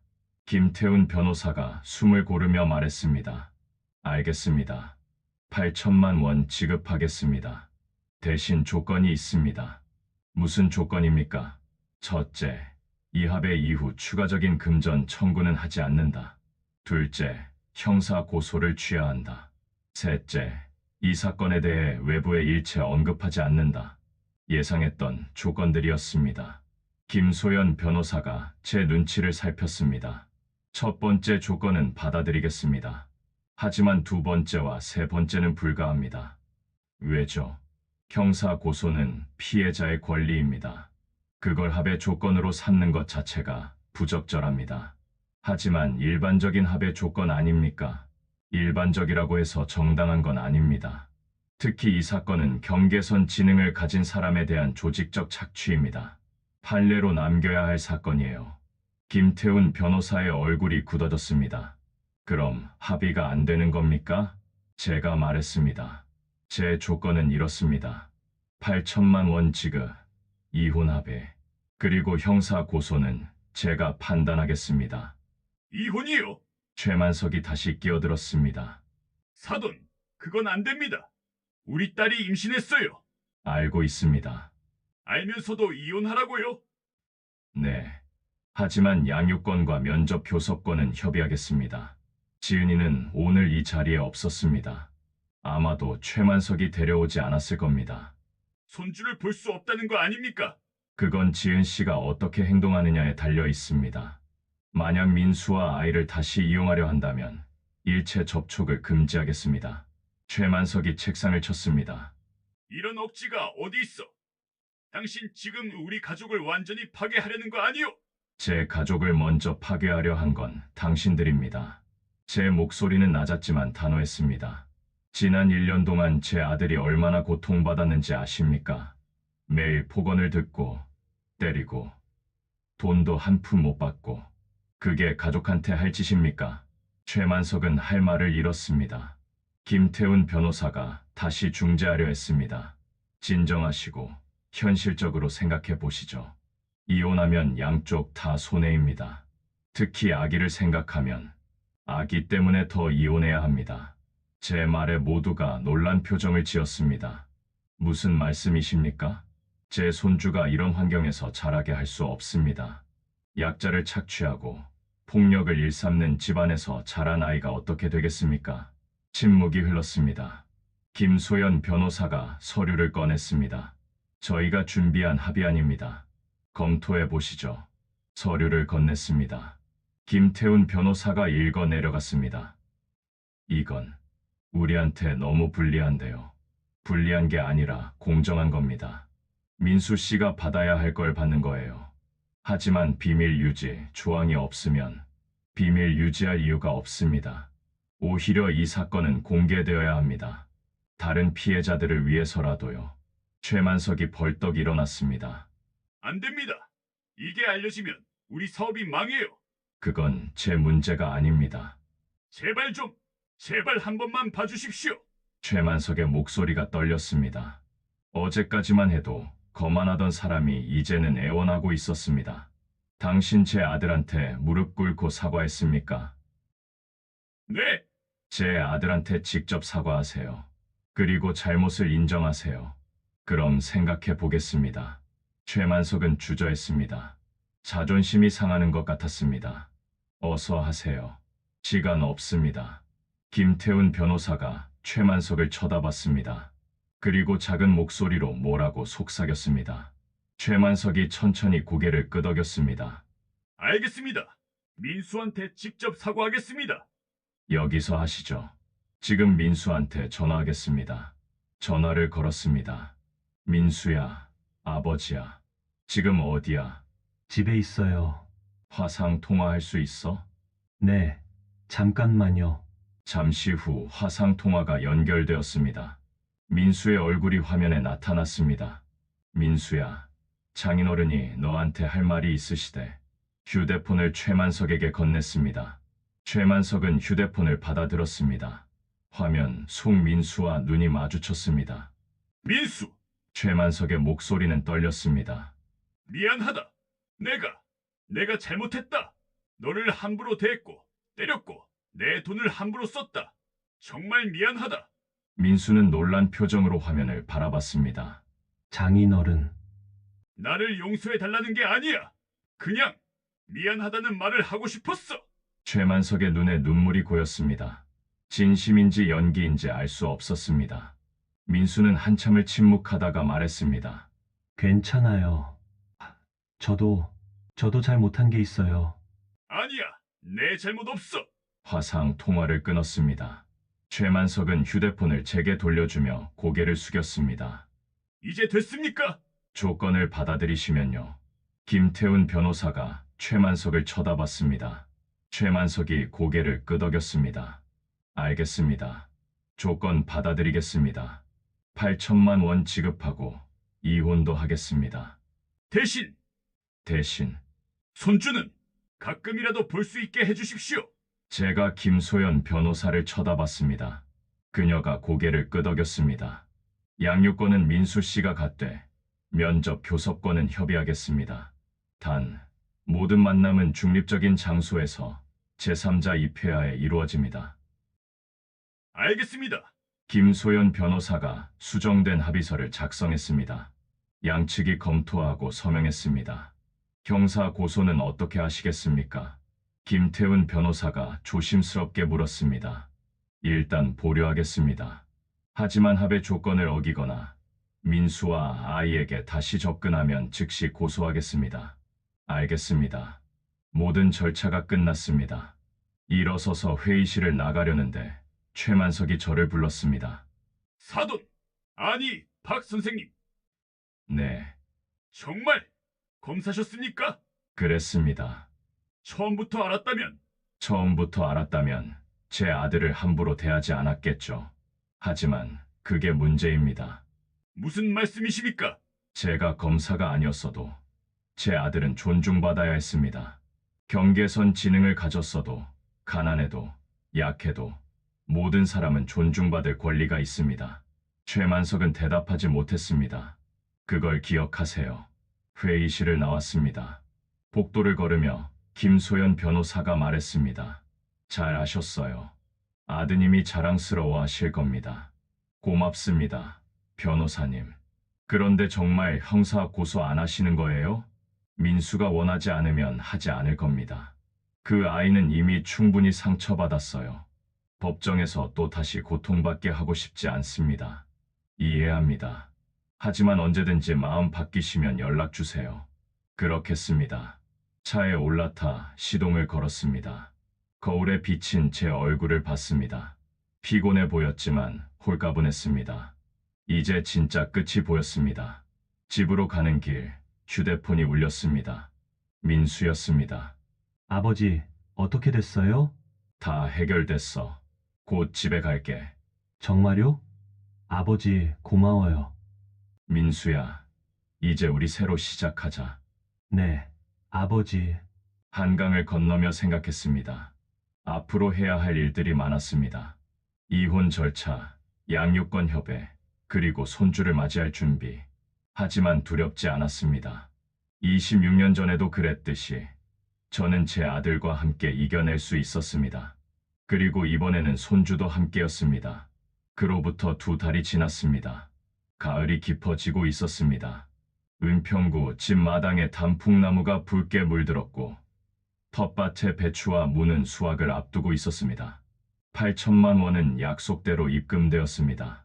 대출금 5천만 원은 즉시 상환했고 남은 3천만 원은 민수명의 통장에 넣어두었습니다. 민수의 미래를 위한 돈이었습니다. 이혼 절차도 순조롭게 진행되었습니다. 지은이는 처음엔 망설였지만 결국 동의했습니다. 김소연 변호사가 꼼꼼하게 이혼 합의서를 작성해 주었습니다. 양육권은 민수가 갖되 지은이도 정기적으로 아이를 만날 수 있게 했습니다. 태어난 아이가 엄마를 원할 때 만날 수 있어야 합니다. 김소연 변호사의 조언이었고 저도 동의했습니다. 지은이의 잘못이 아이에게까지 영향을 미쳐서는 안 되니까요. 오늘은 민수의 정기 상담 날이었습니다. 트라우마 치료를 위해 심리 상담을 받기 시작한 지 2달째였습니다.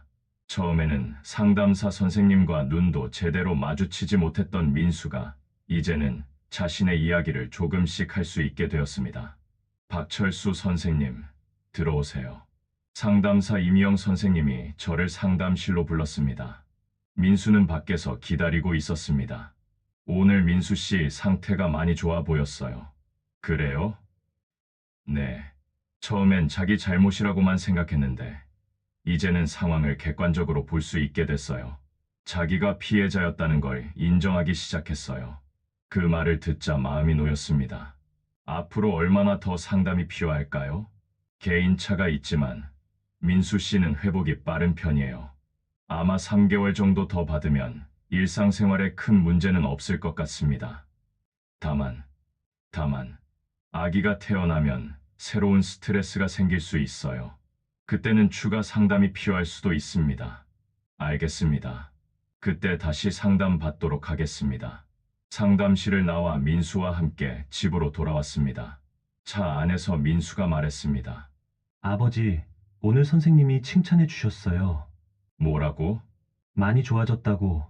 이제는 제 감정을 잘 표현할 수 있대요. 그래, 다행이다. 많이 힘들었지. 네. 근데 이제는 괜찮아요. 아버지 덕분에요. 민수의 목소리에는 안정감이 느껴졌습니다.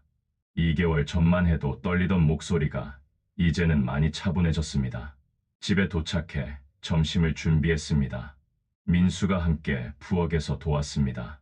감자를 깎고 야채를 씻고 밥을 하는 모습이 예전보다 훨씬 자연스러워졌습니다.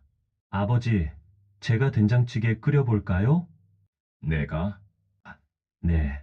요즘 유튜브로 배웠어요. 민수가 된장을 풀고 두부를 넣었습니다. 서툴렀지만 정성스러웠습니다. 저는 옆에서 지켜봤습니다. 호박도 넣어야죠. 그래, 넣어. 아버지, 저 이제 요리할 수 있어요. 나중에 아기한테도 해줄 수 있어요. 아기 이야기를 할 때마다 민수의 얼굴이 환해졌습니다. 태어날 아이에 대한 기대감이 가득했습니다. 점심을 먹으며 제가 물었습니다. 민수야, 지은이가 다음 주에 병원 검진 간다는데 너도 같이 갈래? 민수가 잠시 망설였습니다. 저도 가도 돼요? 당연하지. 네, 아이야. 근데 지은이가 싫어하지 않을까요? 지은이도 내가 오면 좋아할 거야. 사실 며칠 전 지은이에게서 연락이 왔었습니다. 민수와 다시 대화하고 싶다고, 아기 이야기도 나누고 싶다고 했습니다. 이혼은 했지만 아이의 부모로서는 연결되어 있을 수밖에 없었습니다. 그리고 저는 그게 나쁘지 않다고 생각했습니다. 지은이도 변하고 있는 것 같았으니까요. 알았어요. 갈게요. 그래, 좋은 결정이야. 식사를 마치고 설거지를 하는데 초인종이 울렸습니다. 김소연 변호사였습니다. 안녕하세요, 선생님. 갑자기 찾아와서 죄송합니다. 아니에요. 들어오세요. 거실로 안내했습니다. 민수가 차를 준비했습니다. 무슨 일로 오셨어요? 김 변호사가 서류 봉투를 꺼냈습니다. 경계선 지능 권익보호센터 관련해서 얘기 드리려고 왔습니다. 센터요? 네. 선생님이 그때 말씀하셨잖아요. 민수 씨 같은 분들을 돕고 싶다고. 그래서 제가 준비해 봤습니다. 서류를 펼쳐보니 센터 설립 계획안이었습니다. 비영리 단체로 설립하면 됩니다. 법률 상담, 심리 상담, 취업 지원까지 종합적으로 도울 수 있어요. 제가 법률 고문을 맡을게요. 그런데 비용은 후원금과 정부 지원금으로 충당할 수 있어요. 제가 이미 몇 군데 타진해 봤는데 관심 있어 하는 기업들이 있어요. 선생님의 검사 경력과 민수 씨 사례가 알려지면서 주목받고 있거든요. 놀라웠습니다. 김 변호사가 이렇게까지 준비해 올 줄은 몰랐습니다. 왜 이렇게까지 해주시는 겁니까? 김 변호사가 잠시 창밖을 바라봤습니다. 제 동생도 경계선 지능이에요. 지금은 요양원에 있어요. 어릴 때 너무 많이 괴롭힘을 당해서 사회생활을 못하게 됐거든요. 그래서 이런 분들을 도와야겠다고 생각했어요. 그녀의 눈에 깊은 슬픔이 어려 있었습니다. 그랬군요. 몰라서 죄송합니다. 아니에요. 선생님 덕분에 제가 하고 싶었던 일을 할 수 있게 됐어요. 민수 씨 사례가 언론에 알려지면 비슷한 피해를 받고 있는 분들이 도움을 요청할 거예요.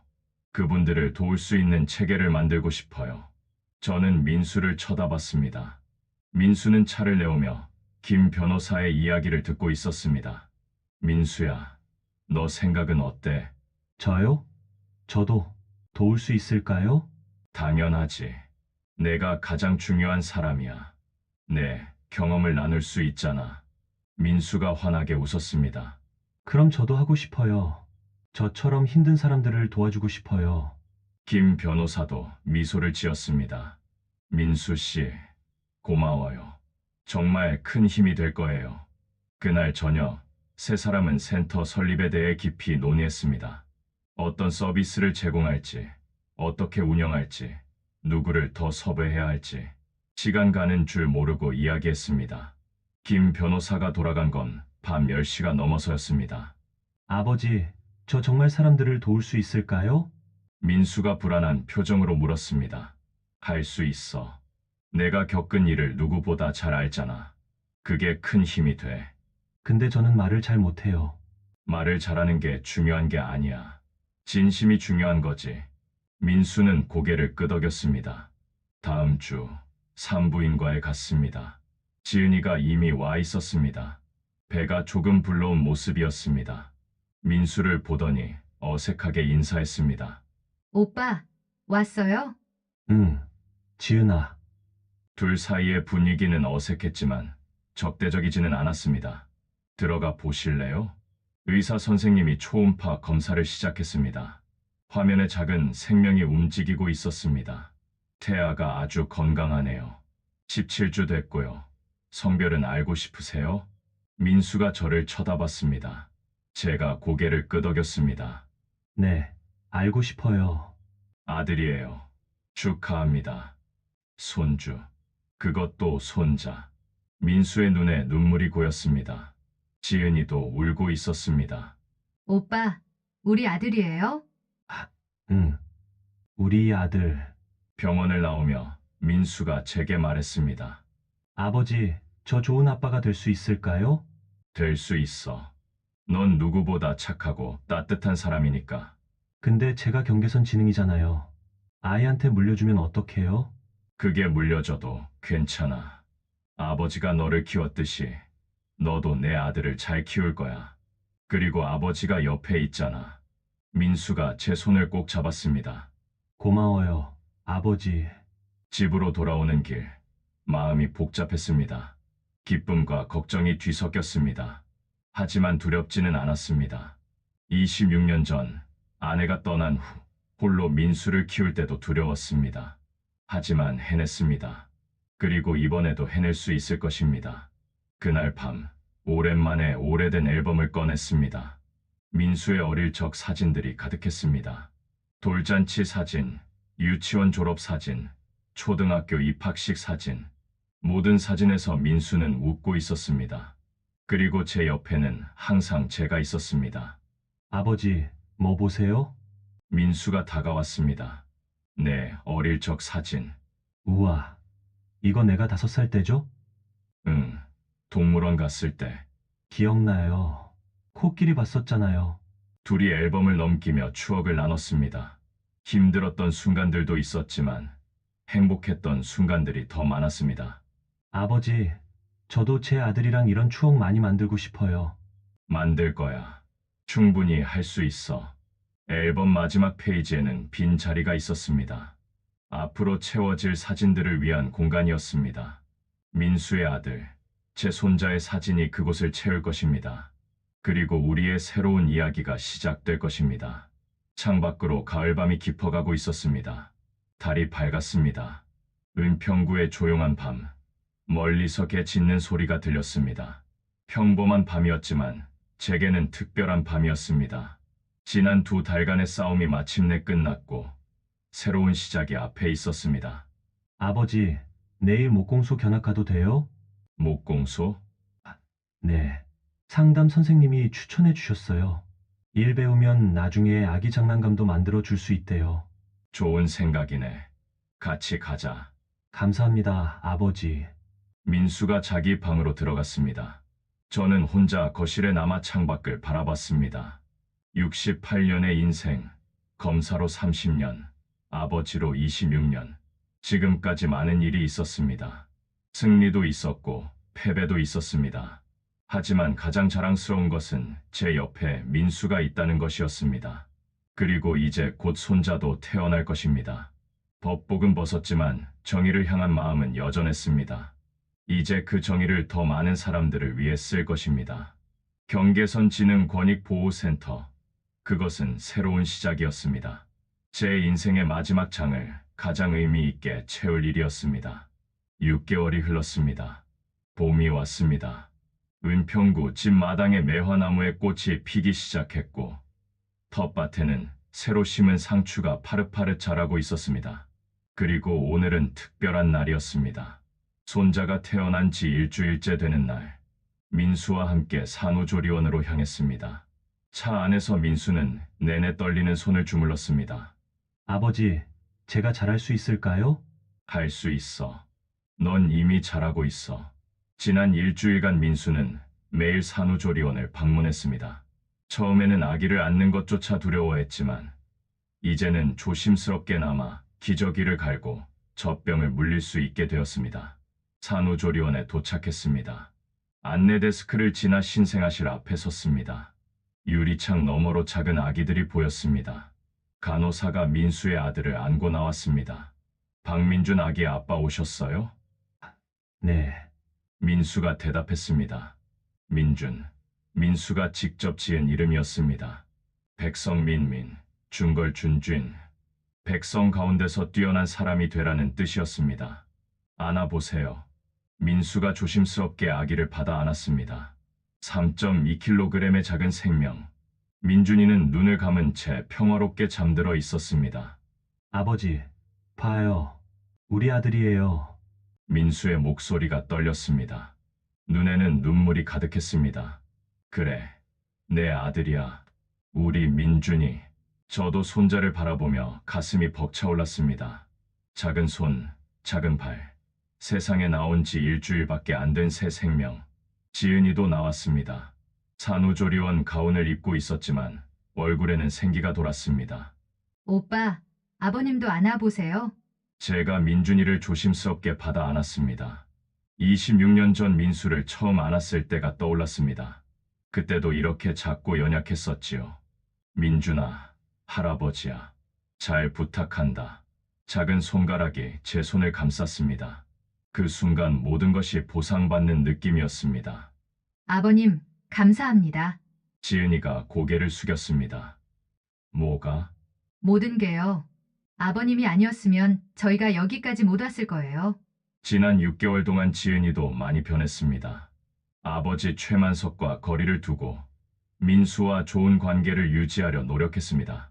이혼했지만 아이의 부모로서 협력하고 있었습니다. 앞으로도 잘 부탁해요. 네, 아버님. 면회 시간이 끝나고 집으로 돌아왔습니다. 민수는 내내 화난 얼굴이었습니다. 아버지, 저 정말 아빠가 됐어요. 그래, 이제 넌 아빠야. 근데 아직도 믿기지 않아요. 제가 아빠라니. 민수야, 넌 좋은 아빠가 될 거야. 걱정하지 마. 집에 도착하니 김소연 변호사가 기다리고 있었습니다. 축하해요. 민수 씨, 아기 잘 봤어요? 네, 정말 예뻐요. 민수가 신나서 이야기했습니다. 김 변호사도 함께 웃었습니다. 선생님, 센터 개소식 날짜 정해졌어요. 다음 주 월요일입니다. 그래요? 빠르네요. 네, 후원금도 많이 모였고 상담사 선생님들도 다 섭외했어요. 이제 문 열면 돼요. 경계선 지능 권익보호센터. 지난 6개월간 준비해온 결과물이었습니다. 서울 마포구의 작은 사무실을 얻었습니다. 크지는 않았지만 상담실 2개와 교육실 하나를 갖춘 공간이었습니다. 민수 씨도 준비됐어요? 네, 제가 할 수 있을 거예요. 민수는 센터의 동료 상담원으로 활동하기로 했습니다. 자신의 경험을 바탕으로 다른 경계선 지능을 가진 사람들을 돕는 역할이었습니다. 다음 주 월요일, 센터 개소식 날. 작은 행사였지만 많은 사람들이 왔습니다. 김소연 변호사, 심리상담사 이미영 선생님, 후배 검사 이영호, 그리고 몇몇 언론사 기자들. 경계선 지능 권익보호센터를 개소하게 되어 기쁩니다. 제가 간단히 인사말을 했습니다. 경계선 지능을 가진 분들은 장애인도 아니고 정상인도 아닌 경계에 있습니다. 그래서 더 많은 어려움을 겪습니다. 이 센터는 그분들이 사회에서 존중받으며 살아갈 수 있도록 돕기 위해 만들어졌습니다. 박수가 터져 나왔습니다. 그리고 이 센터의 설립은 한 사람의 용기에서 시작되었습니다. 제 아들, 박민수입니다. 민수가 앞으로 나왔습니다. 떨리는 손으로 마이크를 잡았습니다. 저는 경계선 지능을 가지고 있습니다. 그래서 많이 힘들었어요. 사람들이 저를 바보라고 했고 이용했어요. 목소리가 떨렸지만 계속 이어갔습니다. 하지만 아버지가 저를 지켜주셨어요. 그리고 이제 저도 다른 사람들을 돕고 싶어요.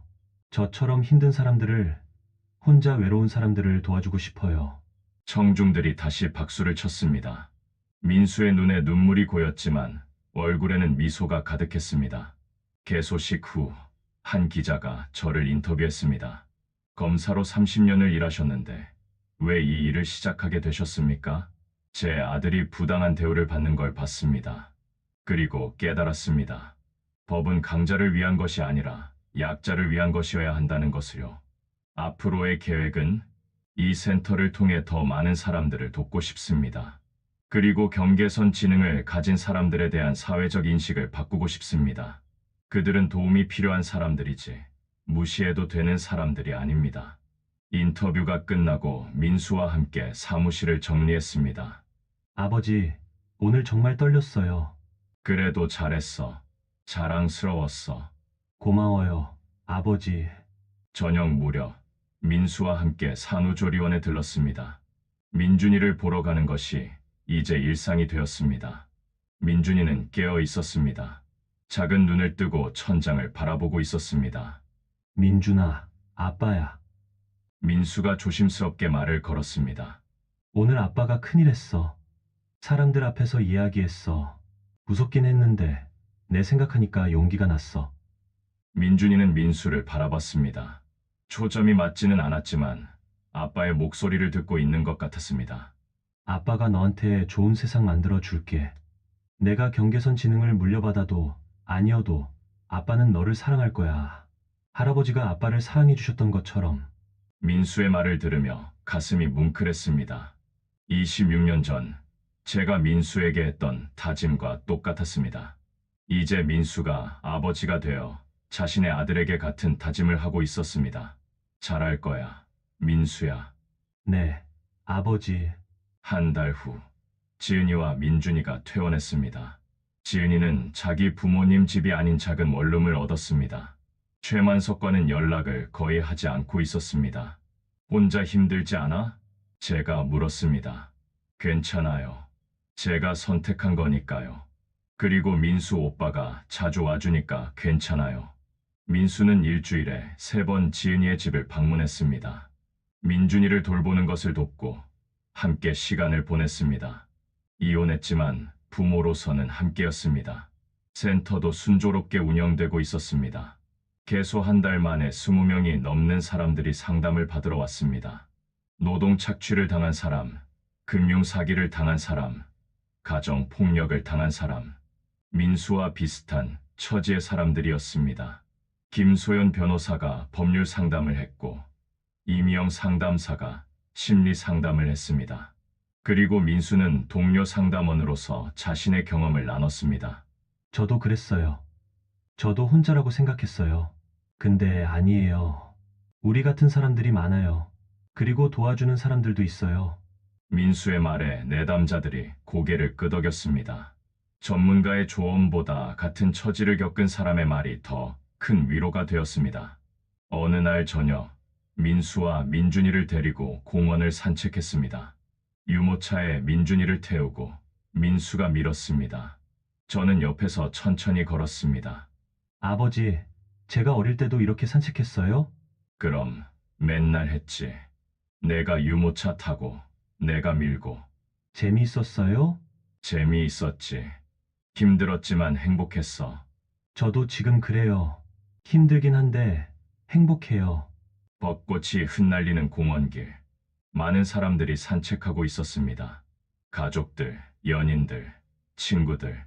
우리도 그 중 하나였습니다. 평범한 가족. 아버지, 감사해요. 왜? 저를 포기하지 않아서요. 26년 동안 저를 지켜주셔서요. 당연한 거야. 넌 내 아들이니까. 저도 민준이한테 그런 아빠가 되고 싶어요. 될 거야. 넌 이미 좋은 아빠야. 유모차 안에 민준이가 작은 소리를 냈습니다. 깨어난 것 같았습니다. 민준아, 할아버지야. 제가 유모차를 들여다봤습니다. 민준이의 작은 눈이 저를 바라봤습니다. 내가 크면 할아버지가 많은 이야기를 해줄게. 내 아빠가 얼마나 멋진 사람인지, 어떻게 어려움을 이겨냈는지. 민수가 옆에서 웃었습니다. 아버지, 부끄러워요. 사실이잖아. 넌 정말 용감해. 저녁 노을이 하늘을 붉게 물들이고 있었습니다. 아름다운 봄날 저녁이었습니다. 집으로 돌아와 저녁을 준비했습니다. 민수가 부엌에서 저를 도왔습니다. 이제는 제법 요리 솜씨도 늘었습니다. 아버지, 제가 민준이 이유식 만드는 법 배우고 있어요. 그래? 잘하고 있네. 나중에 아버지도 가르쳐 드릴게요. 그래. 할아버지도 배워야지. 식사를 마치고 거실에 앉았습니다. TV에서는 저녁 뉴스가 나오고 있었습니다. 경계선 지능을 가진 사람들을 위한 권익보호센터가 개소했습니다. 우리 센터 이야기였습니다. 개소식 장면과 제 인터뷰가 나왔습니다. 사회적 약자를 보호하는 것이 진정한 정의입니다. 화면 속 제 모습이 낯설었습니다. 68세에 은퇴한 검사가 아니라 여전히 싸우고 있는 사람처럼 보였습니다. 아버지, TV에 나왔어요. 민수가 신나서 말했습니다. 그러게, 부끄럽네. 아니에요. 멋있어요. 뉴스가 끝나고 민수가 자기 방으로 들어갔습니다. 저는 혼자 베란다로 나갔습니다. 은평구의 밤 풍경이 펼쳐졌습니다. 멀리 북한산의 실루엣, 가로등 불빛, 창문마다 새어나오는 따뜻한 비. 68년의 인생을 돌아봤습니다. 고아로 태어나 혼자 공부했고, 검사가 되었고, 결혼했고, 아들을 낳았고, 아내를 잃었고, 홀로 아들을 키웠고, 퇴직했고, 아들을 지켰고, 손자를 만났고, 새로운 일을 시작했습니다. 긴 여정이었습니다. 쉽지 않은 길이었습니다. 하지만 후회는 없었습니다. 제 선택들이, 제 삶이 의미 있었다고 생각했습니다. 아버지, 민수가 저를 불렀습니다. 왜? 내일 센터 가시죠? 그래. 같이 가자. 네. 그리고 민준이도 데리고 가요. 사람들이 보고 싶어 할 거예요. 그래. 우리 3대가 함께 가자. 3대. 할아버지, 아빠, 손자. 세 세대가 함께 걷는 길. 그 길 위에서 우리는 서로를 지키고, 사랑하고, 함께 성장할 것입니다. 밤이 깊어갔습니다. 하지만 내일은 또 새로운 날이 시작될 것입니다. 그리고 그 내일도 우리는 함께 맞이할 것입니다. 지금까지 감상해 주셔서 감사드리며 구독과 좋아요 꼭 부탁드립니다. 그리고 공감하신 내용도 댓글 부탁드립니다.